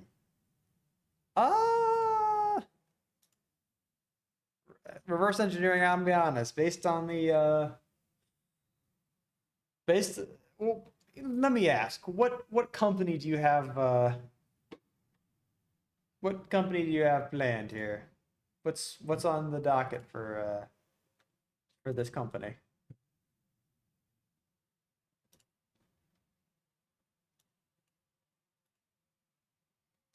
Only Pebble again? You always stream at the same time and he only streams once a week? Oh, dang. We're aligned. Our schedules are aligned, apparently. I'm an inspiration here in India. Keep doing the great work. Hey, thank you, Gondo. I appreciate it. I'm glad I'm an inspiration. I'm glad that I can just do what I like to do and share it.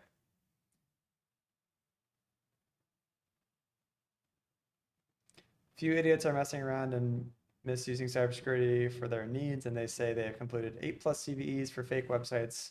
Compared to them, you are far better. I appreciate it, Bala. I don't know. Like I said, I try my best. I try to be humble about it, but have I tried the Dark Corp machine? Not yet. I've not tried Dark Corp yet, but it's on my to-do list. It's certainly on my to-do list.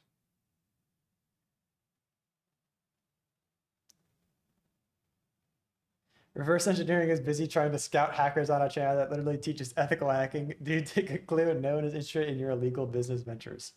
I'm glad someone had to say it. All right. That is gonna be it for me. I'm gonna raid Pebble. Pebble. I'm gonna raid Pebble on Twitch. I didn't know InfoSec streams was a thing. I'm going to check that out. Thank you, Defus. You're always fantastic. The company it's a secret to give services to companies to hack other companies. Hey, I mean, I appreciate the offer, but I think I'm gonna have to turn this one down, unfortunately. Oh, what am I good at? Hopefully I'm good at streaming, and hopefully I'm good at being consistent in streaming, and I'll answer that question better. Tune in next week, later this week, Thursday. Subscribe to my YouTube channel because that is where you will get announcements when I'm streaming. But yeah, that's it for me. Thank you guys for watching so much and bearing with me thus far in this this box. This is the longest stream I've ever done, 3 hours. Very crazy. Thank you everyone for watching, tuning in. Subscribe, and I will see you later this week. Bye-bye. Let me raid Pebble. All right, Pebble has been raided. I'll see you guys later.